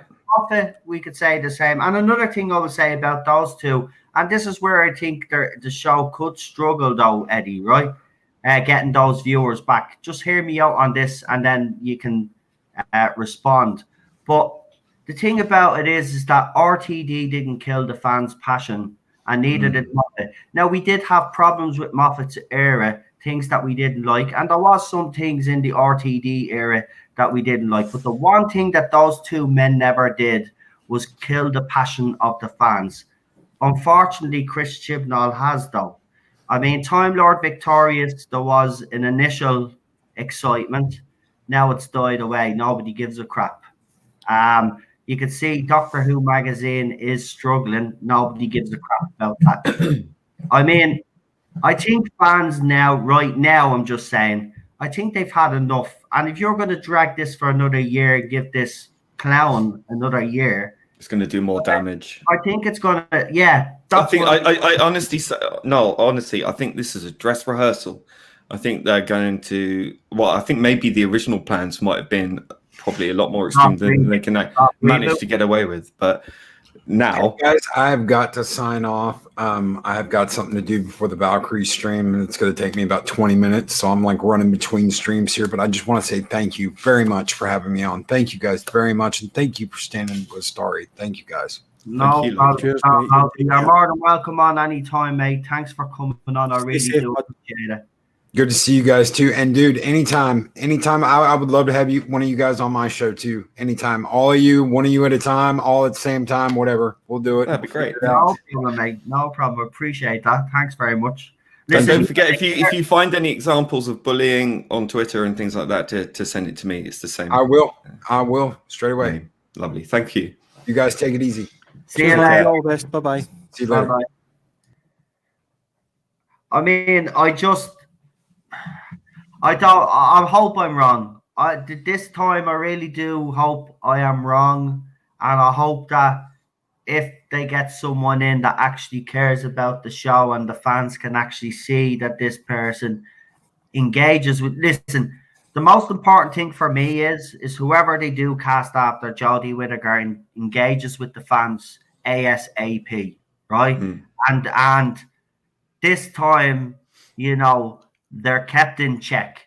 Yeah. Well, there's been no charm offensive, has there? Not one. Yeah. I mean, they've been so quiet. They've not gone to any events or public things. I know she's a mother, right? So I'll throw that out there. I know she's a mother, and I know during the pandemic, maybe the kids are top priority for her.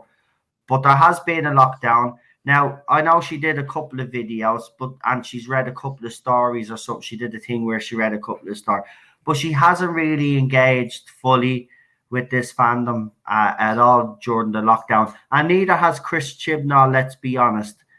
Those two could have not healed a lot of bridge, but they could have, you know, made an effort, showed the fans that they care, you know, that they're at least listening. You know, if he's still stubborn and goes down the same path, fine, but just come, you know, just pretend even.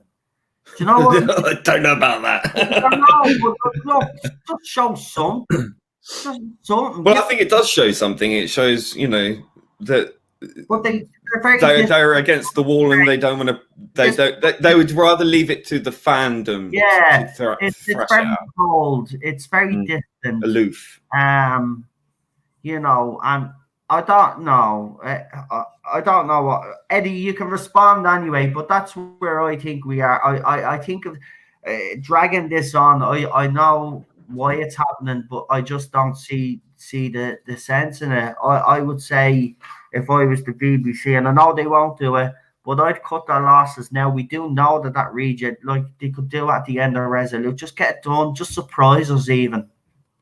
The thing is, Doctor Who now is in a very good position. I know for change. Now, as right now we're going through this thing, Black Lives Matters, and you know, and we talk about representation. That is the type of representation that's needed in Doctor Who, and Doctor Who is the perfect show for it. We need a Doctor of colour, and we need it now. We need Black and Asian BAME people to see a hero like that. We didn't need a female one. A female one didn't work and wasn't necessary, but this is necessary now, and Doctor Who is in the position to do it. So if we can do that, if we can do it properly, if we can get an actor or actress, now let's face it, of the caliber that's necessary, of Capaldi, of Smith, of Tennant and Eccleston, if we can get someone like that to take this role on, my choice would be Adrian Lester. To be not just a representative of colour, but a representative of talent, and someone that can do that, take it by both hands and be a traditional Doctor, a traditional Doctor with a traditional companion and traditional stories. Then Doctor Who will be watched by over 10 million people when it starts again, and then it's up to the writers to continue that. It's up to the new Doctor to keep those. You'll always get a drop of round about 30% from episode 1 to episode 5 or 6. You'll always get a drop, and then it goes up again at the end. That's always the case. That's why the longer episodes of them in America have mid-seasons, because they have the mid-season finale, which is always a big ratings boost again. So that would be my plea to Doctor Who, would be use that diversity hammer that you've got properly. Don't use it for the feminine agenda, because you've failed at that, and you've failed miserably at it. Not only has your leading lady failed at it, but your lead writer has drastically failed at how he can even write for females. He can't do it, and he's ruined it. So this needs to be taken on by maybe a new team or an old team or a bit of both. But that's the problem, because I think with the BBC particularly, especially with the common purpose diversity regime that they have there, is that I think that it doesn't matter who you put in, whether they're female or a person of color, is that they're always going to write it with a political leaning rather than for entertainment value. And I think it becomes a distraction. I think it becomes very tokenistic. It becomes a browbeating exercise. It's like if they made the Doctor gay. As a gay person myself, I don't want that. I don't need that. And I don't think a lot of people want or need that. I think a lot of people, a vocal minority, will say that they do, but I don't think so. I think we just want something traditional. I don't think it matters particularly who is cast, whether they're Black, Asian, white, ginger, or a woman even. I mean, they need to focus on the stories. They need to focus on the fantasy science fiction element. They also need to be aware as well that traveling through time, you're never going to avoid issues around sex and race when you travel backwards in time, which will automatically therefore create a situation. Yes, but then you could deal with those issues then within the context of the show, the Doctor having to face issues like that. That's perfectly fine, but once it's not, you know what I mean? As Eddie has said earlier on, every time they want to put a message across, it's like as if they get a big hammer and they're just whacking us across the head with it. Shows like The Orville have been able to do these kind of stories that do have some sort of message within the context of the show, but they've handled them very, very well.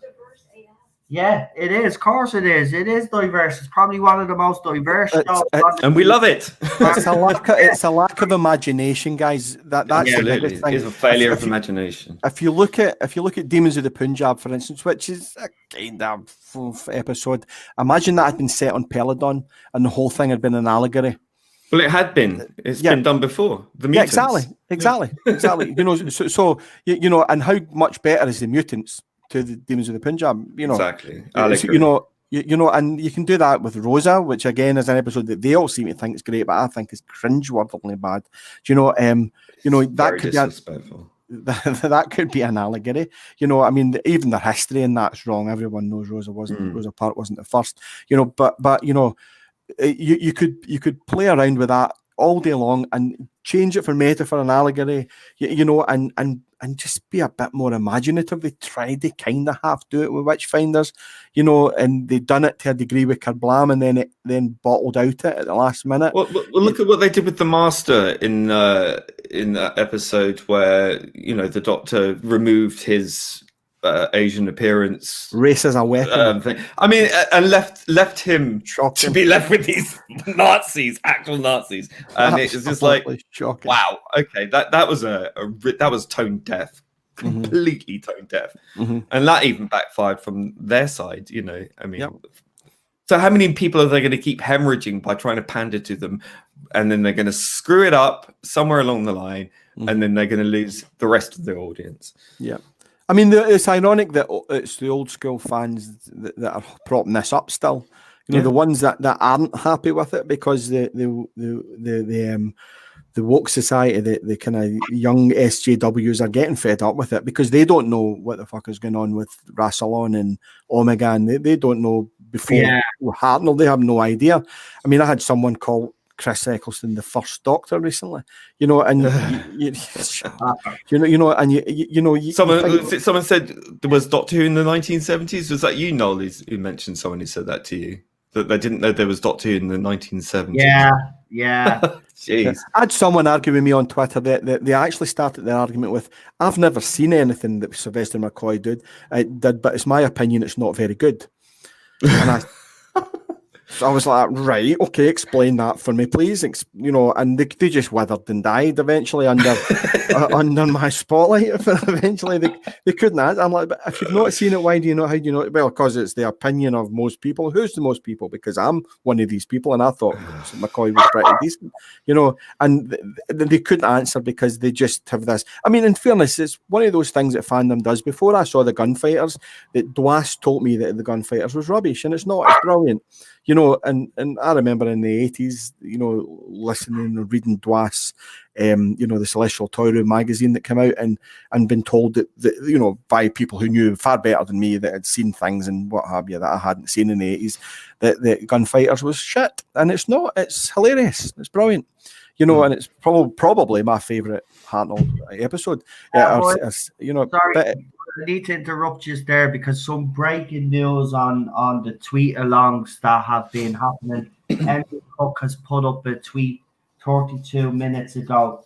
It says, over the past few months, the driving spirit behind the Doctor Who tweet alongs has been to bring fans together and to provide some much needed escapism and entertainment during lockdown. World Enough and Time, The Doctor Falls was scheduled to be our last Doctor Who lockdown, but after careful consideration, out of respect for the feelings of Doctor Who fans around the world, we won't be going ahead with the tweet along this weekend. It doesn't seem appropriate at this time. We do, however, have a brand new special feature to release, The Best of Days, written by Stephen Moffat, starring Pearl Mackie and Matt Lucas. So their final tweet along is not going ahead because because Beth said that it was racist because they shot Pearl Mackie in it. This is what was Beth. Oh my stars! Was arguing this case. Well, that woman shut her mouth. Back from the time, who do you think that big bleed mouth? She always continued talking to Big Finish was like, how many female writers have you got a Big Finish? Who gives a shit if the stories are good? Just shut up. Listen, we know they you're should have more female writers. I'm sorry, but we know you're insecure, right? We know that you have your problems. Don't be projecting them on the bleeding fandom and go off and get bleeding help like the rest of us, you fool. That's. I mean, I've just heard that. I've got a few DMs today saying that she was campaigning against it because the main black character was shot and treated badly in it. I disagree with that. I think Pearl had a fantastic role, was amazing in it. Yes, she was. I love Pearl. And Old Enough in Time is one of my favourite Capaldi stuff. Absolutely, it's and one of the best scores as well by Murray Gold. Yep. Mm-hmm. Well, I'll tell you what. We were going to do a Classic Who lockdown. We were going to do our Classic Who on the weekend. Yeah? So let's watch World Enough in Time instead. Yeah. Yeah, I agree with that. Yeah. Right, because I'll tell you why. No. Capaldi representation here. No, but it's for Pearl Mackie as well. Why should she Absolutely. No way. She's a great companion. Because if they don't do this, I don't think she's featured in a tweet along. No. The last episode was the Clara one. So no, to hell. We'll do that one. Right. We'll do that one. We'll try squeeze in the classic one as well. If anybody is up for it, I'll definitely do it. You know me, I'm a robot. So we'll still do the two, but I want to do that one as well. Right? You never sleep, Mel, do you? I'm a robot, I know. But no, because that's not fair.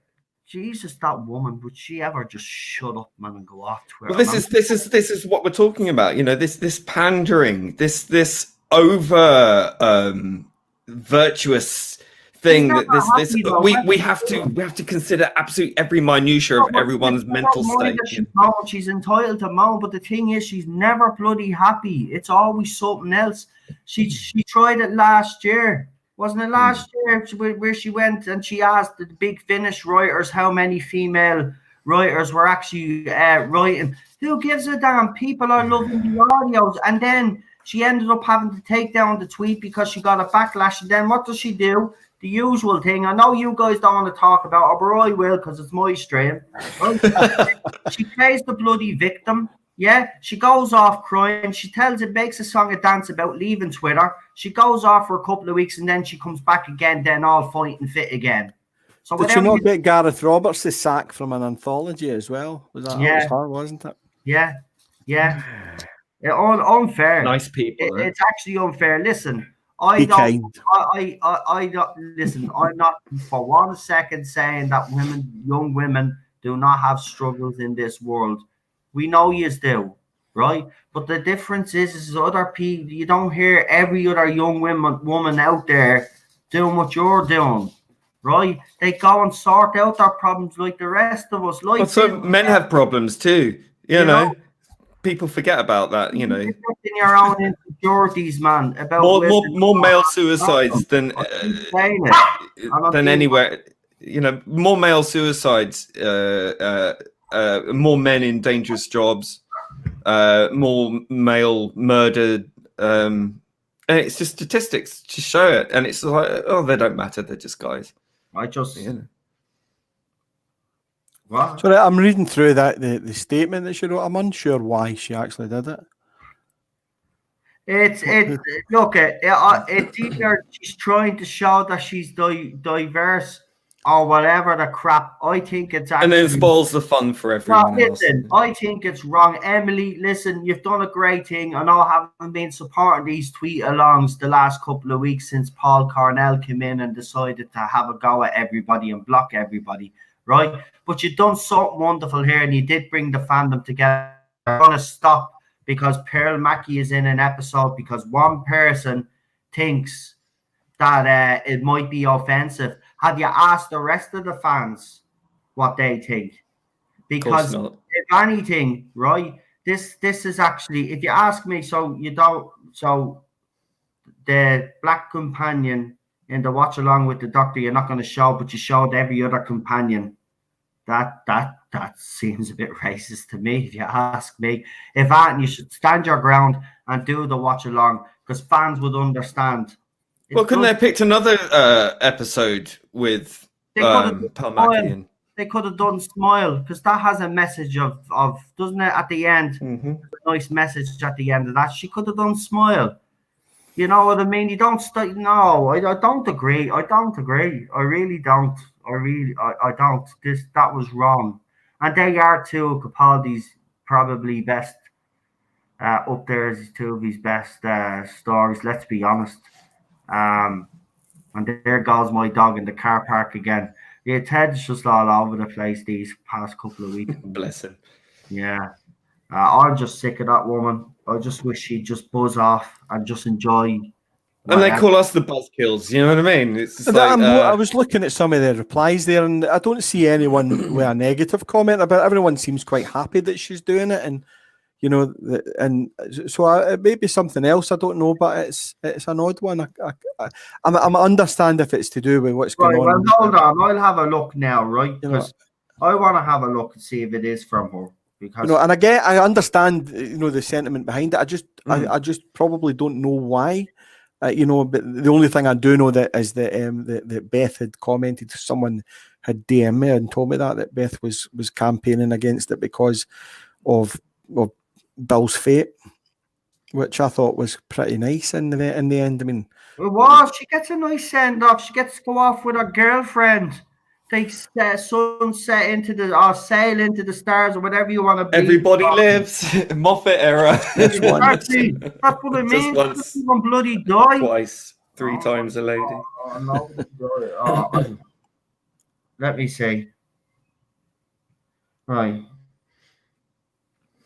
Is there anything? yes, everyone seems quite happy about it. So I don't know.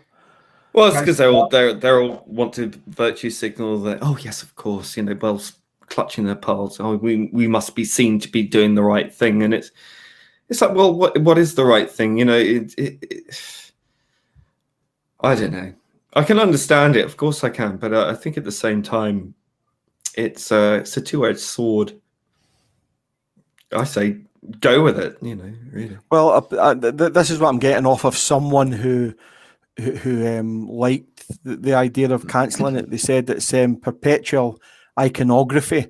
Bill is a BAME character who is shot in the first few minutes, and the episode charts her evolution into a monster. Yeah, but the monster turns out not to be the monster. Because if you look at the following story, you know, she saves the Doctor. Yep. Right. She fights that you know, the Cyberman in that's trying to take her over. Right, this is what she wrote 5 hours ago. Listen to black people. If black people are hurt and offended and want to defend the episode or all black people, perpetrator of actions, then you are part of the problem and you need to make an effort to change. Listen, at the end of the day, I'm assuming none of us are black, and we can't walk one step in those shoes. So that if people of colour are finding this to be offensive or to be inappropriate at this time, then we have to just go, well, that's the case then, because we don't know, you know. And well, if it was I mean, Bill's also a gay character. Yes. And gay people have been killed and all sorts. But at the same time, I don't want to see that stop me from watching something I enjoy. Mm-hmm. And I think, you know, I don't like people speaking for me. I don't like people on my side speaking for me. I don't like people on the other side speaking for me. I just want to be treated as an individual who, you know, group identities and all this other malarkey. So that's the social construct that we all hear so much about. That's a fallacy. There is no such thing as a community. Yeah. It might have been a good idea to replace it with another episode. I know what's happening in America and around the world. Racism does need to be addressed. But I think we're going to get into a dangerous situation here where episodes like those 2 episodes are going to then be misinterpreted, right? Those episodes aren't racist just because they have someone in it that happens to be a different skin color that happens to be killed. How many white people have been killed throughout Doctor Who's history? Is that racist? Is that no? But seriously, I can understand where they're coming from. I can understand where they're coming from. Is that all of a sudden? Say some guy goes out like the fella that went to the cinema and shot up all those people. A lot of different people died, different nationalities and stuff, right? But say a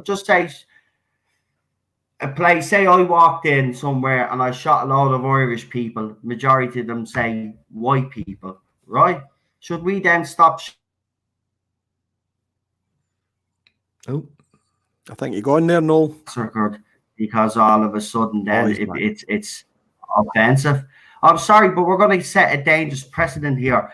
I mean, it's already happened in this fandom anyway with certain episodes of Doctor Who's classic past that when was put up on BritBox, now they have to have a disclaimer on BritBox to basically say Sorry, no, those should have a disclaimer on them because they are racist. You know, at the end of the day, I mean, I love Doctor Who. I love the episode. You're talking about the Tales of Wen Chiang. I love the episode. But listening back to it, you go, oh, geez. You know, because you listen to it with modern ears. But it's also set in the Victorian times where absolutely, that attitude was prevalent, you know. Yep. And that is addressed in that way, I think. Yeah, but again, those were products of their time. We can't be looking at them with today's standard. Yeah, well, it would be different if they were getting edited. If they were getting edited and censored, then absolutely that's wrong. Because they are what they are. But you know, to say to people who have maybe not seen them before, like these are episodes of a certain type from a certain time, and there may be people things need to be told that. I mean, it stands to reason. I know, because people are fucking stupid. Yeah, but I mean, that's that. I mean, okay. I mean, to me, I don't care because as long as they don't alter the story or edit it out or completely destroy it, fine with that. I don't care. But you know, again, it's this constant pandering. Everyone's feelings must be yeah, but not everyone's feelings are taken into account. You know, everyone talks about minorities. Well, you know, even if the majority say this is the right thing to do, there will be another bunch in the minority who say, well, actually, I don't agree. They're a minority. I mean, where does it end? I think maybe it's just the timing, though, isn't it? It's just the timing's. No, I do understand. Very raw. Here's the thing anyway that I think started it all off. She says, "Why is it okay? Encourage that beheading scenes are taken out of episodes of Doctor Who because of terrorism and worrying about causing offense. But when black people say it's offensive and the wrong time to watch a black companion get shot in a story, they're reaching." And then she follows it up with, no, then someone responds and goes, my genuine question would be why that beheading scene was only considered sensitive after a Western journalist was murdered.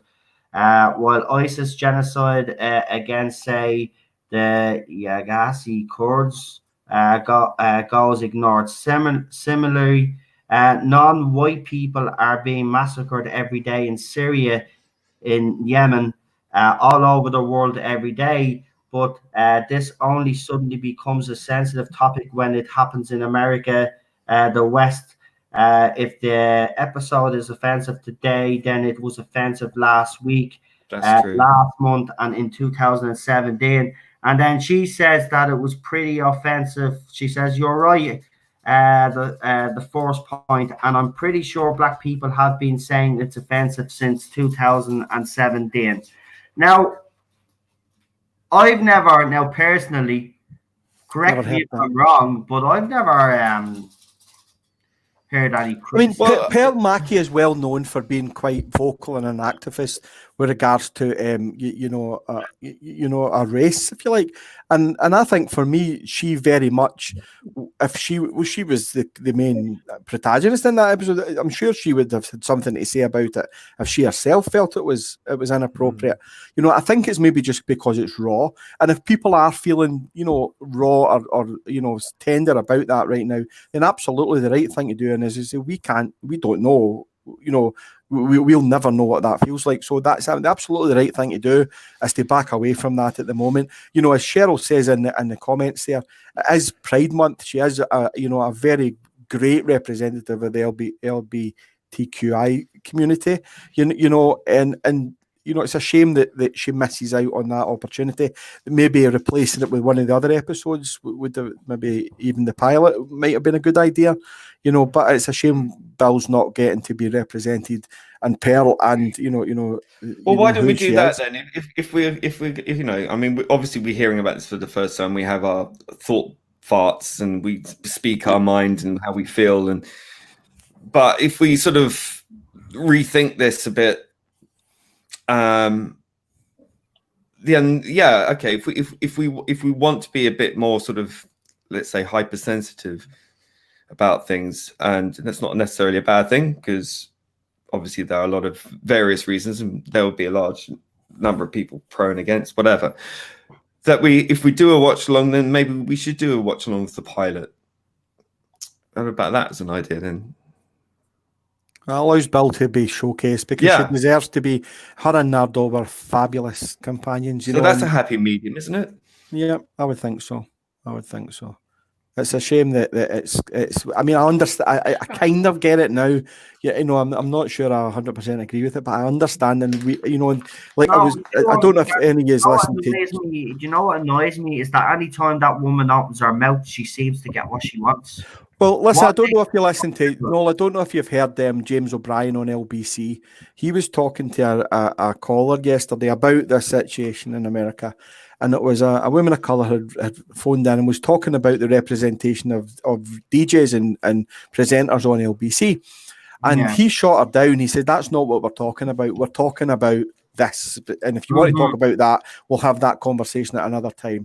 About 20 minutes later, he'd obviously had a think about it, and he got the girl back on and apologised, and he went, "Oh no, that is absolutely what we're talking about. We should have been speaking about that, representation and all, and how it makes a section of our society feel." If you talk about someone like Trump, who says things like, I think it was Pence said something like, "You guys and you people and you," and even I think it was it.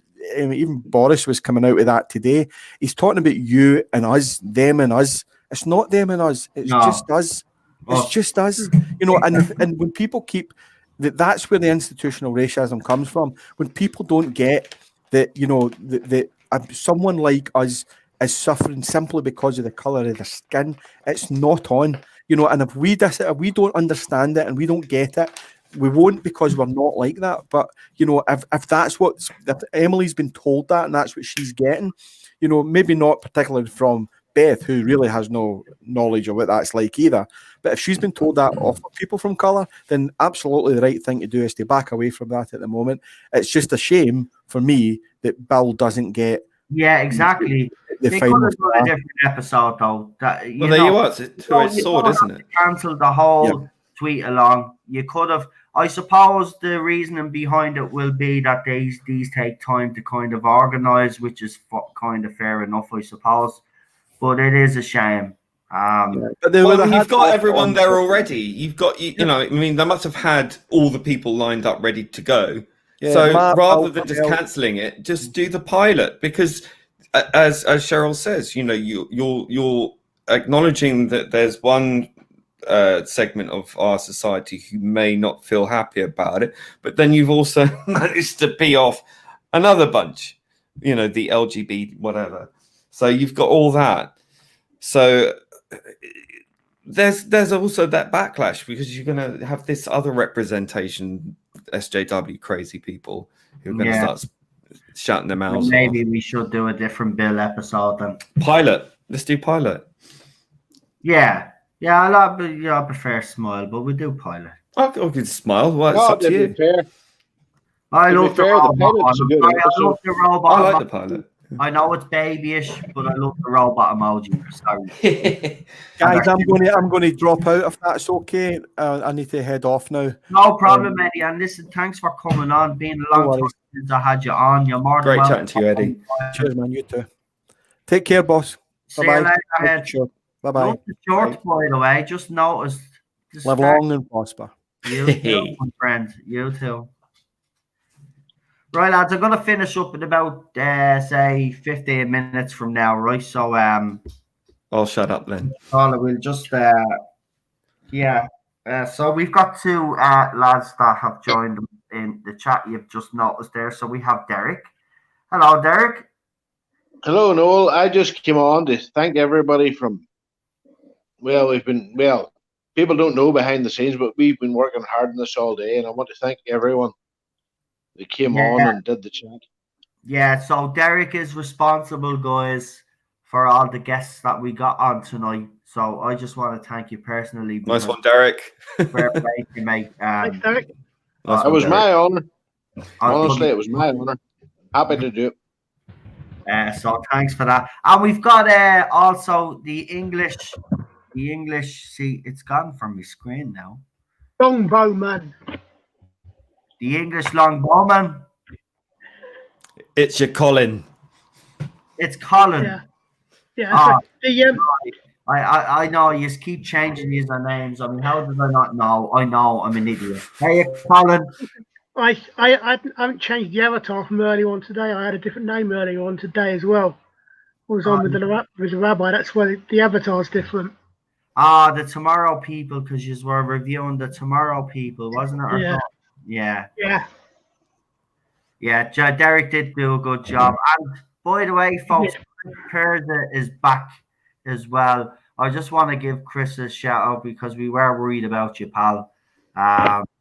When we didn't see it actually at first, I was like, because you didn't show up in a couple of streams, and I was like, that's not like him. He always, even if he's late, he's always in the stream.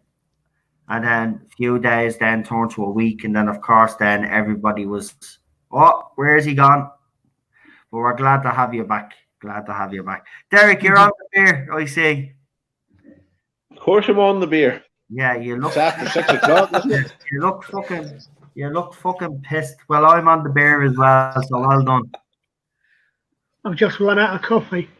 Did you? Right, guys, do you just want to add on to the conversation that we had? Obviously, like, you know, we were talking about all the, you know, all the bullying that goes on in the fandom. I mean, it's resulted in someone that we all know leaving Twitter. Now, we're not going to mention that person's name that was involved, because the person that was involved in the bullying, because apparently they do have some issues going on and people are trying to reach out. So I don't want to antagonize that in any way. I've said me piece to the ginger snap, and I'm not going to say any more. He's blocked me now finally, so I don't think Well, I'll say one thing for the ginger snap.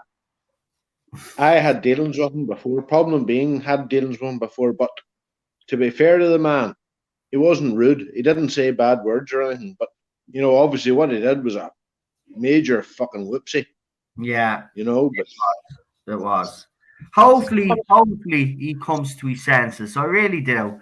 All he has to do is just apologize and move on, you know, and that'll be it. That'll be it. Well, me and Rabbi did try and sort of. I know. The massive I was watching this conversation.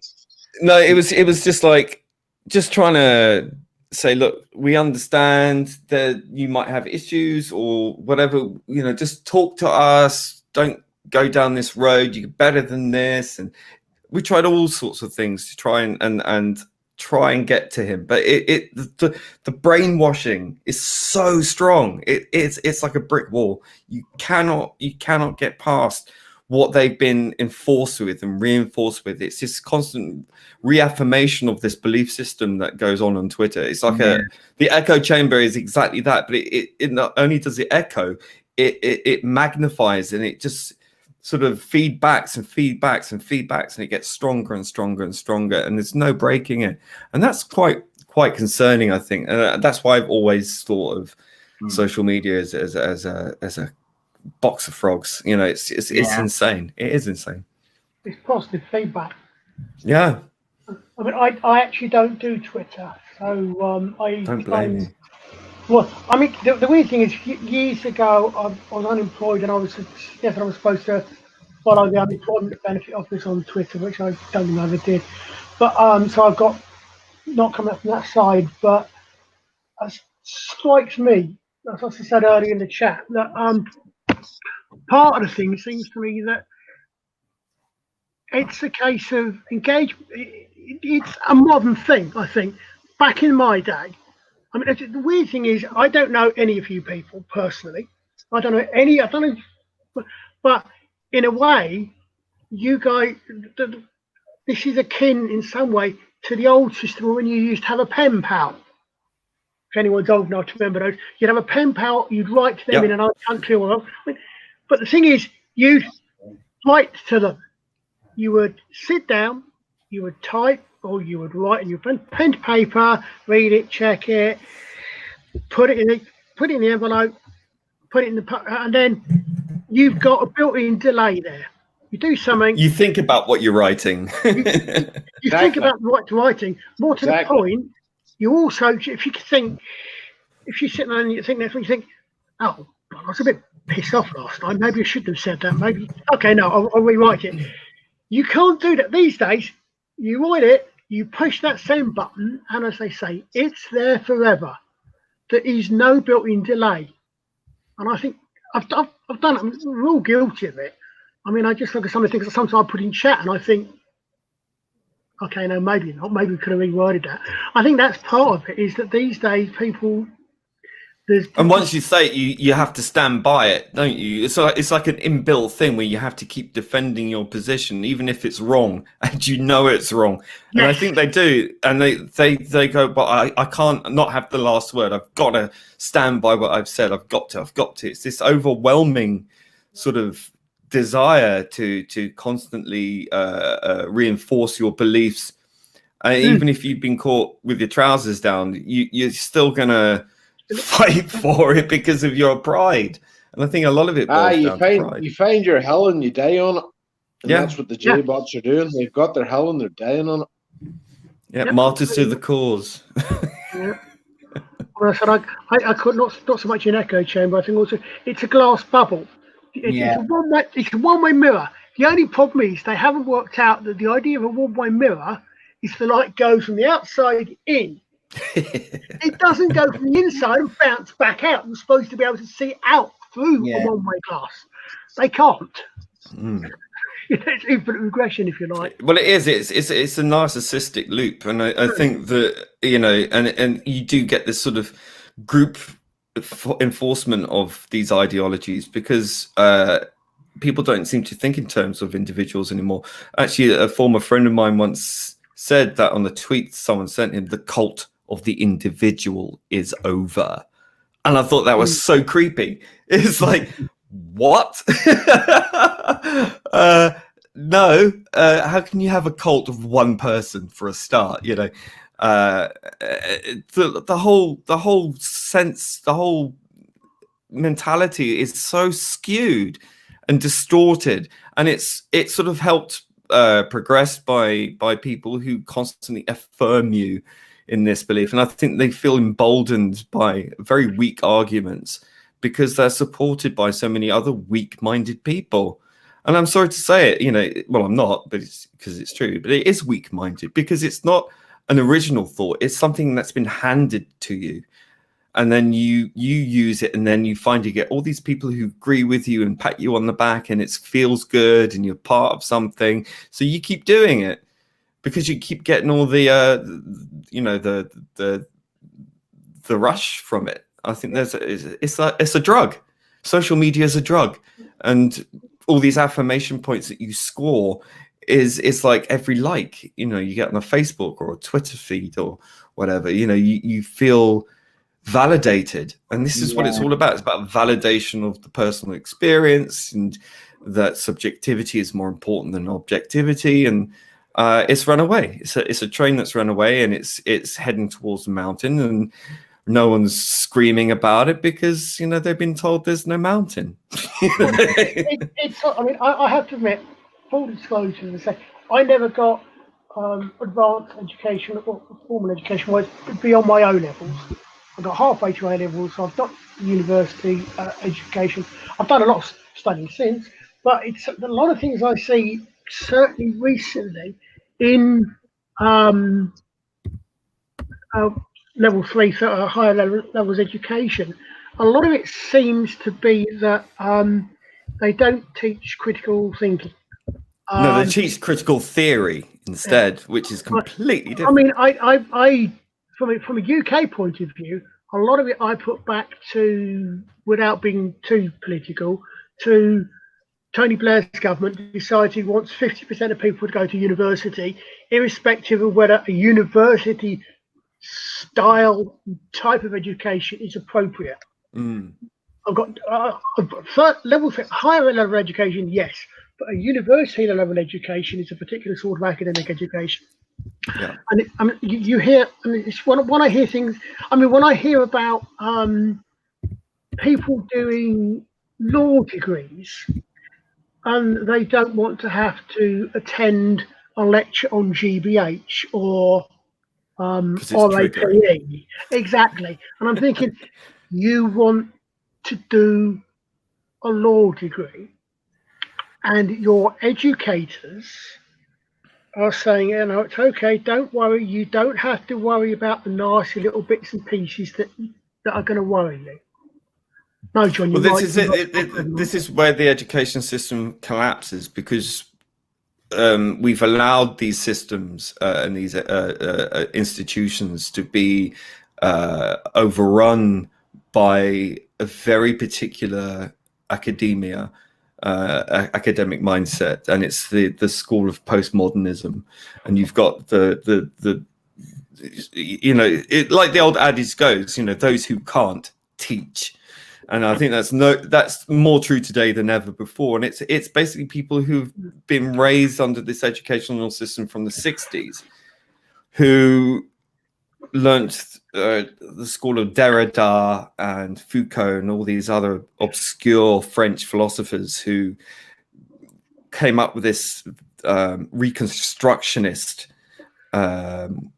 ideology, this philosophy of Reconstructionism, post-colonialism, and all this other stuff, and sexual politics and everything being political, and that's instigated a whole generation of activists who should really be rebelling in terms of their own youth culture, but they are so closeted in this philosophy that they don't even understand, and it's very manipulative, and they're told that their subjective worldview is more important than the objective worldview, and this is a very, very dangerous escapist philosophy. So they want to rebuild the world and to undermine everything that's gone before. Basically, they see that they're building a new world on the shoulders of pygmies rather than on giants. Yeah. And there we have the problem, and this is where it's springing from. They're right, and anybody that's even slightly wrong isn't just wrong, they're evil, and therefore we can do what we like. Yeah. And you know what, lads, with that, I'm going to end it. Poor Derek is falling. I can see that. He's fuzzled. I can see it, man. Good on you. Yeah. That's why we love him. But listen, you've been actually managing for 5 minutes. You've been matched 5 minutes actually means 5 minutes. That's first. yeah. No. This time I'm actually going to stick to it. I shall there. Well, listen. I might be drunk, but I got a few people on. You did indeed. Well done, sir. You can hang on there for just a second there, Derek. I'll say goodbye to the other two guests, but you just hang on there for a second, because you did pull this all together. So I want to just talk to you for a second. But Lee, listen, fantastic. Thank you for coming on. I really appreciate it. Lee. Appreciate it too. Colin, sorry I didn't recognize who you were. I'm a bit. I should have realised I'd changed the. It doesn't matter. It's grand. I should have known anyway. But listen, thank you for coming on. I really appreciate it. Right. It's good stream again. Thank you. You're more than welcome on again. Listen, we're doing Classic Who as well, remember. So if any of you guys ever want to join the tournament panel, just let me know in a message, and we'll organise something, because we're going to have them. We're going to continue them every Saturday. They're not going away. So, plenty of room for everybody, as they say in the inn. Right? So, Lee, thank you for that. Thank you. Colin, thank you. Really appreciate it, pal. And Daniel has said, and everybody is saying, well done, Derek. Derek is a hero. He is indeed. Good man, that one. LOL, hail Derek. Yeah, even piss drunk Derek can organize an epic panel and piss up in a brewery. that man could be in a brewery with a computer and sozzled out of his head and still sort shit out. So absolutely. Now I've got Bonnie Tyler ringing around inside my head. That's it. Right, guys, I'll talk to you later. Cheers, Noel. Cheers, Derek. See you. Cheers, Colin. Bye-bye. Cheers, man. Cheers, guys. See you, Colin.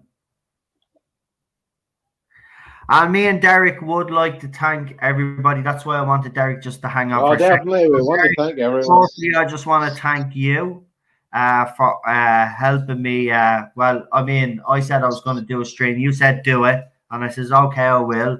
And then you said you'd organise some guests, and you did. So I want to thank you very much. And the starry-eyed girl, obviously, when you look back on this stream, as Dan says, you'll probably be a little bit embarrassed, but don't be, because it's just everybody showing their support and showing support to other fans out there also that are bullied on a daily basis. It's wrong. Just because you have a different opinion to someone else doesn't give them the right to bully you. But that's where we are right now. I thought it was important to highlight it. And again, Derek, thanks to you, we were able to get people on that that were able to talk about it firsthand. And the guests that we had on, so I'd like to thank, I can't believe this because I have to count with two hands because we had that many. So Dan from the Spacebook, Purple Lady, Samantha Joe, Stone Loki, who else am I forgetting? Hold on, Eddie Skaro, Problem Being, Derek, of course, Colin. I'm forgetting someone, and I know I am. Hold on, am I forgetting someone? Oh, and Odin's movie blog jumped into the chat as well. So I want to say thank you for popping in as well. Yeah, I said Problem Being. I think I did mention everybody, didn't I? So Dan, yeah, I think I did. Yeah, I think I did. We got a good crew, and yeah, I just listen. I want to thank every single one of you though for actually popping in and doing this. I know it was very short notice for some of you. Well, I know Derek was actually working on it all morning because when I went to bed, Derek says, "Leave it to me." And of course, when I got up, I had messages. Listen, I've got this person, this person, this person, this person, blah blah blah, and he pulled through. So Derek, again, thanks, man. You're a star, man. Even with a few beers, my honor, no. I had me Jack Daniels myself tonight now, so I'm gonna have a few burgers now just to sober myself up. And I want to thank all me moderators. Chris, welcome back. Daniel, thank you. I think Crystal was here earlier on as well. Thank you. Super John, thank you. If I'm forgetting any of me other moderators, thank you very much. That's it from me. That's it from Derek. We shall. See you, folks. All the best. We shall do this again some other time. We'll try get another panel all like that again, and we'll have other topics to talk about because it was an interesting one. I really enjoyed that one, Derek, and that's down to you. So thank you again. Right, good night. Worries, no, it was my pleasure. No, listen, you enjoy the rest of your week, and don't drink too much. Right, we want to see you back here. I'll talk to you later, pal. Have a good one. See you, mate. See you later, mate. Bye. All good. Bye. The legend that is Derek. Legend. Right, good night, folks. I'll leave you with obviously the trailer. Good night.